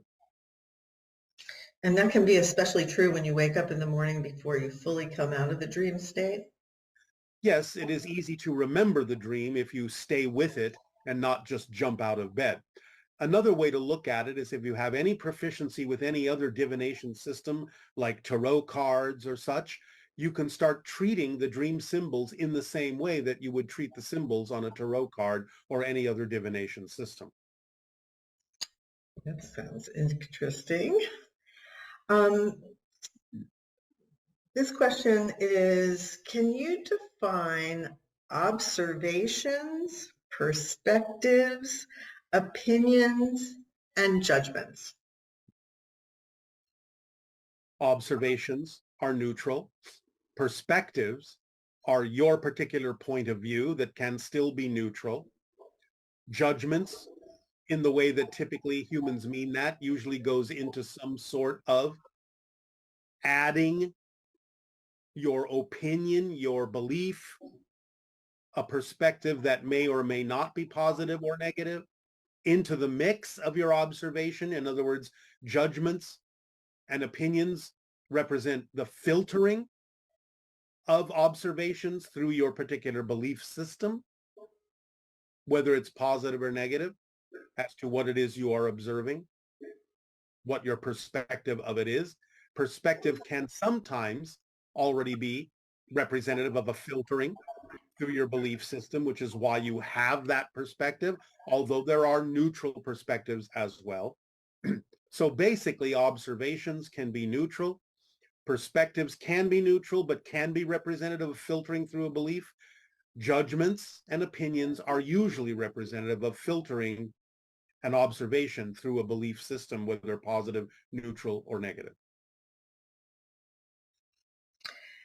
And when we're following our highest excitement, can you help us understand where rest, entertainment, diversions are necessary and how to know where to place them in our reality so that we don't get out of balance with it? Well, again, if you actually are living in the vibration of your passion, the things that you need, including things like rest and entertainment, relaxation, would synchronistically be obvious to you as part of your passion, part of your excitement, when they are necessary for bodily replenishment and so on and so forth. In much the same way that you know when it's time to eat when you are hungry.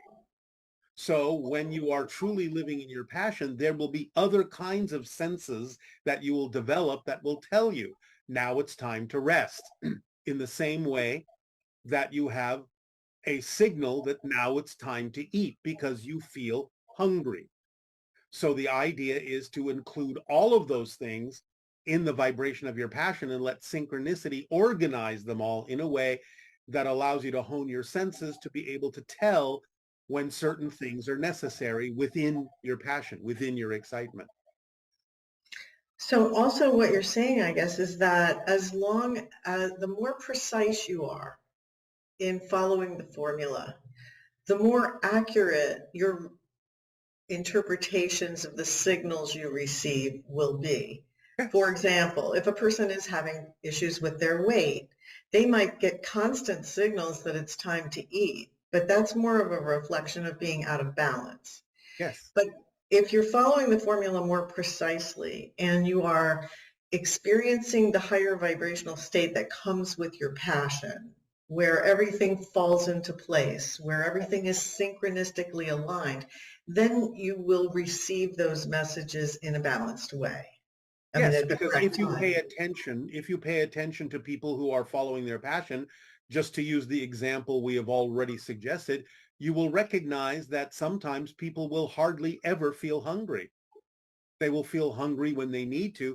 They will not feel excessively hungry because they are so focused on their passion that they're getting energy and getting support in another way. And then when they truly need sustenance to support their body, then and only then will they start to feel hungry. They will feel hungry no other time.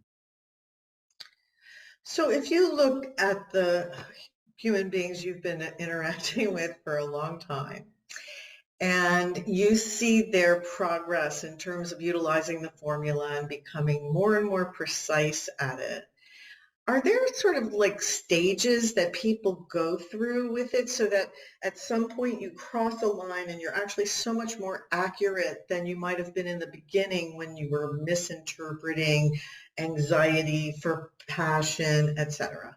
Yes, of course there are stages. Stages of understanding, stages of, as you say, wrapping your mind around something, really making it real for you, really having a knowing of how it works. Again, it goes through stages in much the same way that you learn how to walk as a child. There are the stages where you're simply lying flat. There are the stages when you begin to move around and crawl. There are the stages when you finally balance yourself enough to walk. There's the stage when you finally learn to balance yourself enough to run. And then there are the stages when you finally achieve things that you consider to be certain forms of athletics, where you can leap and bound and do other things, somersault and so on and so forth. So yes, there are energetic stages like that in our observations of people and their understanding levels of the formula. We can tell when you're crawling, we can tell when you're walking, we can tell when you're running, we can tell when you're leaping. How can you help us know where we are in terms of our progress on that, like what stage we're at? We can only assist you by helping you to understand how to clarify your own self-investigations about why you believe what you believe and what's holding you back in your belief system. What it is that prevents you from having a clear understanding of the principles of the formula. So that's how we help you, by clearing out your attic of any beliefs that are holding you back from your pure understanding of the formula. So basically, since we're manifesting all the time, yes, it's all based on when you manifest something, how you react to it, how you respond to it, where you get confused, where you get clarity. And that's what really shows you what stage you're at in terms of working with these concepts. Yes. Great. And this is a person asking about the formula, so let me see if, okay, if someone hasn't been following their excitement for a while and then they start to follow it again in any given moment, what happens?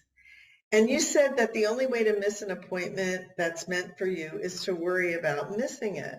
Yes. Can you expand on what happens if someone misses an appointment? Does it queue back up again and come back around for another opportunity? Yes, it always does, if you're paying attention, if you're willing to understand that that is happening. You will always be given another opportunity. Now, that doesn't mean it's not possible to simply miss it for the entire lifetime, because if you keep refusing the opportunities, if you go into a negative vibration that makes it almost impossible for you to see the opportunities because you're not on a vibratory level to perceive them, then yes, that can happen for an entire lifetime. And then when you are non-physical, when you go into spirit and look at your life review, you might go, oh, look at all the missed opportunities. Look at all the times I could have been willing to pay attention to the opportunities, but I just didn't. But you will still learn a lesson from that. So there is always another opportunity to learn the lesson, always another opportunity to choose something where you can apply the information and the knowledge of that lesson. Whether you are still physical or not is not the key. It's whether or not you simply arrive at a point ultimately where you're finally recognizing that there is an opportunity to learn the lesson and do something with it. So when you reach the stage of the formula where you're expressing a higher level of precision, what are some of the kinds of things that can happen in that circumstance? And does that then indicate that when you're looking at scenarios outside of yourself, or apparently outside of yourself, that are negative, where it's war or all of these kinds of things, once you're in that higher vibrational state, does it mean that you are actually looking through the glass wall at these activities, and that you need to know that when you're in that higher vibrational state? When you are in that vibrational state, you are operating on synchronism in the same way that we do. You see reality for what it is, your projection of consciousness. You explore everything with curiosity. Nothing makes you react in a negative way. You remain neutral and positive in your approach to everything. You act immediately and fully on every opportunity that represents your excitement and your passion.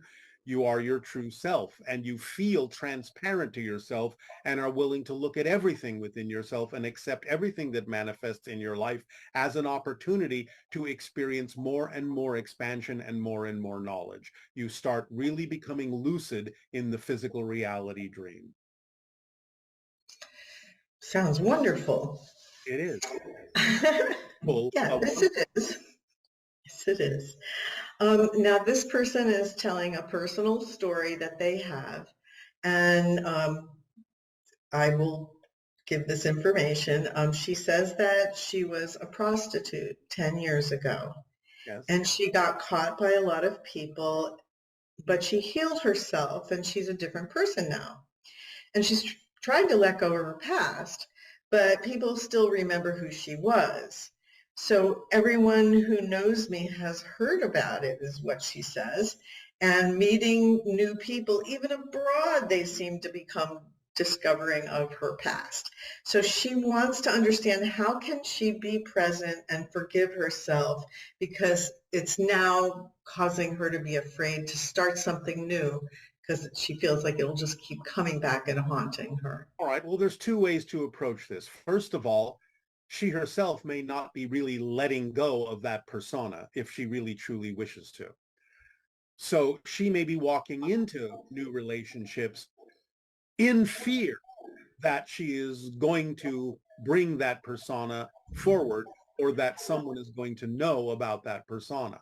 So she's holding on to the persona for some reason. She has to look at her belief systems about what she's getting out of doing that. And really, truly let it go if it really doesn't belong to her anymore. She has a different past if she's truly a different person. The idea that someone might point it out to her, might quote unquote remember who she was, is simply an opportunity for her to see if she's still reacting to it in the same old way, or saying, but that's not who I am. The second approach to this can be to remind people that everyone was a different person in the past, no matter what it is they expressed, no matter who it is they were being. So just as someone might point out to her that she was different in the past, then she can point out to them, but so were you. Who did you used to be in the past that you no longer are? Can we relate to each other as people in the present and let go of the past? Can we simply be here now? So that's the two approaches. She has to find out if she's holding on to that past persona for some reason that she believes serves her, or if she's just testing herself to see if she can let it go, and at the same time can remind others who pointed out to her that they themselves also have past selves that they may not be letting go of, or that they have let go of, and to simply exist in the present, because what purpose does it serve to relate to someone who is no longer in the present? Okay, and this is kind of reiteration of another question, but still probably useful. This person is saying that they find themselves judging themselves whenever they're angry, judgmental, or get annoyed at someone. And they want to know how they can have an opinion of their self-expression without feeling bad. In terms of reflections, what is it saying about me when I am angry and annoyed at somebody? It means you're angry and annoyed at yourself. Because again, you're projecting onto them what you feel to be true about yourself. So we would simply suggest more honest, deep self-investigation about what it is that you feel uncomfortable with within yourself. What are you out of alignment with within yourself? What are you angry with yourself about? And investigate that more deeply, more fully, and let it go. So also, like from your standpoint, a lot of times people will think that you're going to lose patience with them or something. And as you've explained to us, you don't experience that because you're just in that vibrational state where that's not part of how you express yourself. Yes, we don't not only have the idea of losing patience, we don't have patience. We don't need patience. You only need patience if you're waiting for something better to happen. Everything that's happening is the best thing that can probably be happening at that moment. It's the most important thing. So we're fully engaged in the present and therefore are not waiting for something else to happen. Therefore, we don't need patience. And if we don't need patience, then we never lose our patience because we never had it. Okay, so that you see when you're reactive to something that it's probably, for a human being, it probably means that there's issues of self-worth are coming up. Yes. And they don't know who they are anymore. They're confused by what has manifested. Yes. And the idea is to recognize that once you know what the higher vibrational state feels like, where you don't need patience in a sense, it can show you the direction to go in to regain that state. Yes, but part of that direction is understanding why you were out of alignment to begin with. What belief you're holding on to, why you reacted the way you did. So that's part of the idea of the realignment, is understanding why you were misaligned. Okay. And this person is saying that they've mostly used pain as a teacher to drive them towards growth. And how can they change that motivator into one that involves joy and, positive states instead of fear and negativity? Right. Well, their ability to ask the question itself can propel them in that direction. Because if they really only understood how to motivate themselves through pain, and that was it, they would never even wonder if it was possible to motivate themselves through joy. But this is what following your passion is all about, is motivating yourself through joy. So the idea is, what are you getting out of motivating yourself from pain? Do you not truly believe and understand that by following your passion, you are motivating yourself through joy? Again, it comes down to following the formula and truly understanding it, understanding how it works. But if you really believe that you're not going to move forward unless you goad yourself with pain because you believe that that's necessary to get yourself to act, to get yourself to move, to get yourself to grow, then you'll keep using that because you want to keep motivating yourself. But you don't have to do it through pain. If you understand how the formula works, you will understand that when we say to act on your passion, that is synonymous with motivating yourself through joy.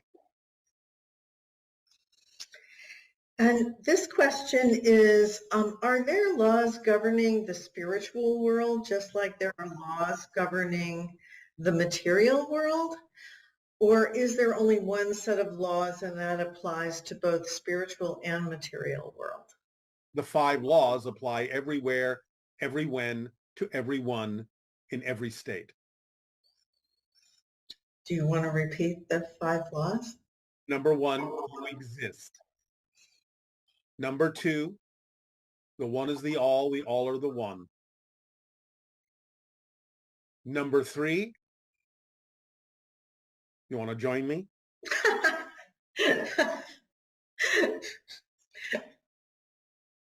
I wasn't prepared to do that because I was looking at the other questions to know what to ask next, so I apologize. You can do it.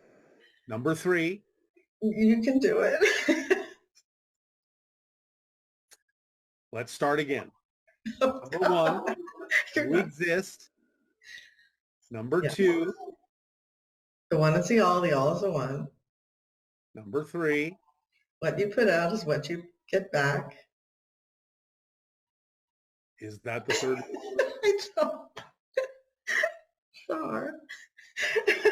I take pity on me. Oh, all right. We'll leave it at that and let the ones that know find out and remember what they are. All right. I'm going to get much more rote in terms of my memory of certain things, so I appreciate that. But again, it's not about memory. It's about knowing what you need to know when you need to know it, and understanding how things work and how things exist, what the structure of existence actually is. Now, yes, there is a person who had a question about the idea that when they hear about the 5 laws, for them, it is actually only 3 laws, and the rest are simply corollaries to that. And that is true. And that's why we originally talked about 4 laws and then turned it into 5 laws, because we realized that many humans on your planet need things broken down a little bit farther to understand the principles in more detail in order for them to have a clearer understanding of those things. But there really is only one law, and in a sense, it is that you exist. And if you understand all the corollaries of your existence, then the other so-called laws are natural extensions of that. So there really is only the idea that you exist. That is the law. The corollaries that extend from that can be experienced in different ways on the level you're in, but they still do apply to all different levels. But you exist. Existence itself applies to every level. You exist. You cannot cease to exist. There is no such thing as non-existence by definition. And everything that extends from that is an extrapolation of the fact that you exist, that everything is one thing. But it changes. It experiences itself in all the ways that it can. And that's why the 5th law is that everything changes. That's the only constant. Everything is always fluctuating, always changing, always reflecting different versions of itself to itself, always knowing itself in all the ways that it can. So what you put out is what you get back is simply a way of saying there's no difference, in a sense, on a fundamental level between you and anything else. There's nowhere for anything else to go. It can only go within you. You can only experience it within you. And that's why what you put out is what you get back is the linear expression of the fact that everything is happening within you and there's nowhere else for anything to go. There is no outside. The one is all, the all are one, again, is another recognition that everything is the same thing experiencing itself in all the possible ways that it can. So, okay, and then this question is, can you explain the difference between the dream state, template level reality, and physical reality? The dream state is a broad expression that can include the concepts of experiencing out of body, experiencing astral travel. The template level reality is a specific vibrational state that represents as above, so below. In other words, what you have deemed as a theme you will experience in your physical reality dream is, in a sense, sketched out on the template level reality. First, it is a specific vibration within the astral realm, just above physical reality, that then crystallizes down into the experience that you call physical reality. So you could say physical reality is a crystallized form of the template level in energy in non-physical reality that represents the blueprint or the themes that you have chosen to explore from the astral level, from the spirit level, which encompasses the astral realm and the dream level, the spirit level, all in one thing. Okay, great. Thank you.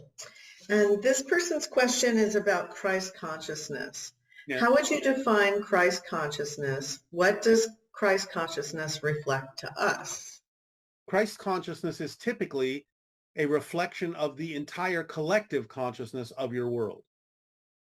In other words, you have your own individual consciousness, you have group consciousnesses, you have archetypal consciousnesses.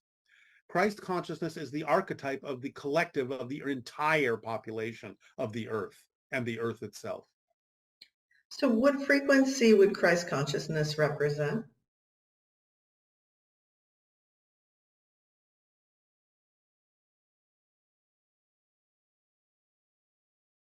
Well, this is something that brackets both the physical and non-physical realities. So it is something that contains frequencies that, in a sense, are a spectrum just below 333,000 cycles per second and above 333,000 cycles per second, which is the barrier between physical and non-physical reality. So it actually straddles both. Okay, that's nice. And I think this will probably be the last question. Recently, you described how embracing being spirit beings is an important part of preparation for the idea of open contact with high vibrational quasi-physical ETs. Can you give some examples of the aspects of and abilities associated with being a spirit which are important to learn and integrate as we raise our vibration? The most important thing is to completely let go of the fear of death.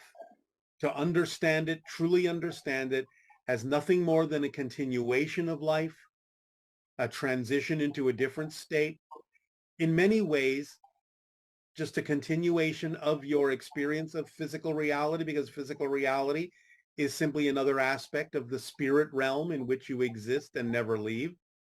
So when you really start to experience the idea of non-physical reality as a continuum and a continuation of physical reality, and start to experience physical reality as a projection of non-physical reality, that you never leave non-physical reality in order to have a physical experience. When you dissolve the idea of the difference and the borderline to a great degree between physical and non-physical reality and lose your fear of death, then you will experience yourself more as the higher mind, experience more abilities of spirit in physical terms. You will be a more balanced and blended being and experience more of what we talked about earlier in terms of the way we experience our reality. I see. And thank you so much for your help with all of these questions. I know that in the future I will be prepared for that pop quiz when it comes my way. I'm sure a lot of people enjoyed that. So thank you so much for sharing your wisdom with us. We really appreciate it. It is our passion and our pleasure. There will be more tests coming up. I bet. We thank you, and now encourage you to relax and enjoy your meditation experience.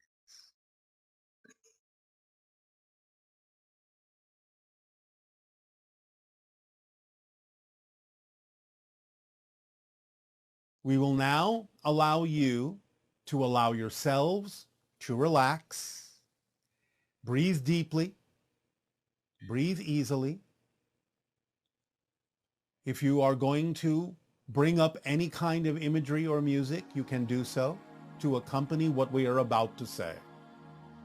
Allow yourselves to imagine, while breathing easily in a relaxed way, that you are at the center of a hall of mirrors, like in one of your amusement parks.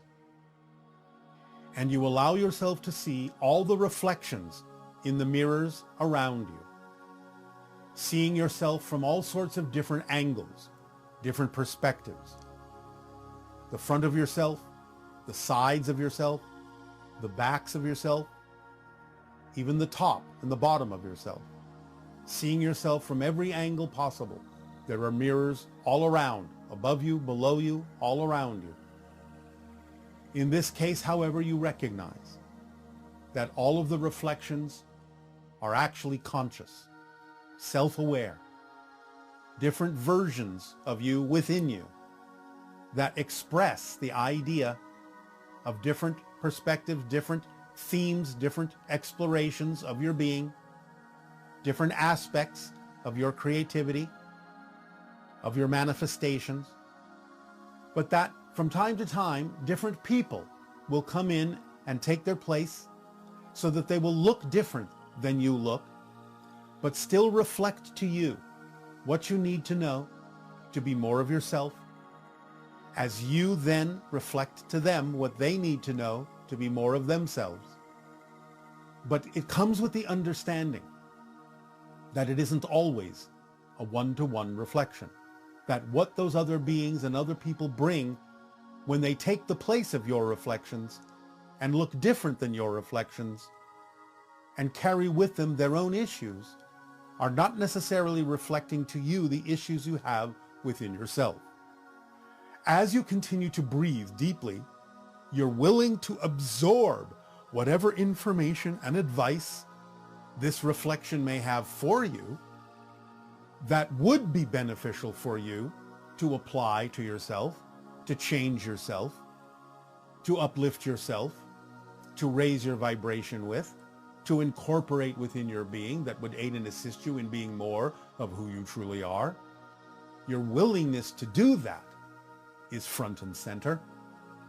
At the same time, you do not have the assumption necessarily, after exploring yourself with honesty, that that is necessarily a reflection that you need to understand, and it may be that these beings, taking the place of your reflections in the Hall of Mirrors, are bringing to you a reflection of your willingness to reflect to them what they need to know, what they need to understand, that will help them in choosing different paths, different ways of understanding themselves, so that in their reflections, they can learn to be more of who and what they are.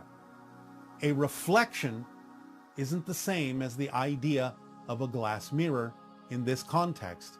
It is a reflection of your willingness to be of service, to be of help, to be of benefit to others by reflecting to them what they need to know, to make themselves whole, to understand themselves from a different perspective, to give them the gift of a different path, a different idea, a different choice, an alternative that they may not have considered, that allows them to function more holistically, even as they may allow you to function more holistically by giving you the opportunity to be of service, to give them gifts that they may require. So never assume that just because you attract someone that seems vibrationally incompatible with you, that it is a direct reflection of any kind of lack of integrity or out of alignment in you. At first, be humble enough to assume that it may have a message for you, but if you have, with your honest self-investigation, determined that that is not the case, then be willing to receive the reflection as your willingness to be of service to them, to reflect to them what they need to know, so they can be more whole, in the same way that you are willing to be more whole, more truly yourself in this life, to raise your vibration and be the being that you were created to be. At your core, in your essence, in your heart of hearts, in your knowingness. Take a deep breath in and allow all these reflections all around you, above and below you, to give you what you need so that you may reflect back to the reflections what they need to be more holistic aspects of creation, more holistic reflections of all that is, so that you can all be the puzzle pieces you were made to be in the shape you were made, so that you will all fit together to create the whole picture that can support all the pieces, so that all the reflections harmonize with the validation of the individuality in each. That is the true essential self at your core. Breathe it in and crystallize it and make it your own. Continue to breathe. Relax into this. Accept it with willingness, with excitement, with creativity and imagination and inspiration. And be the gift that you were made to be. And receive the gifts that you are willing to receive that will help you become more of who you are, so you can become a living example to others that they can be more of who they are as well. Be of service in this way. Give the gifts you have to give, for there is someone waiting to receive them.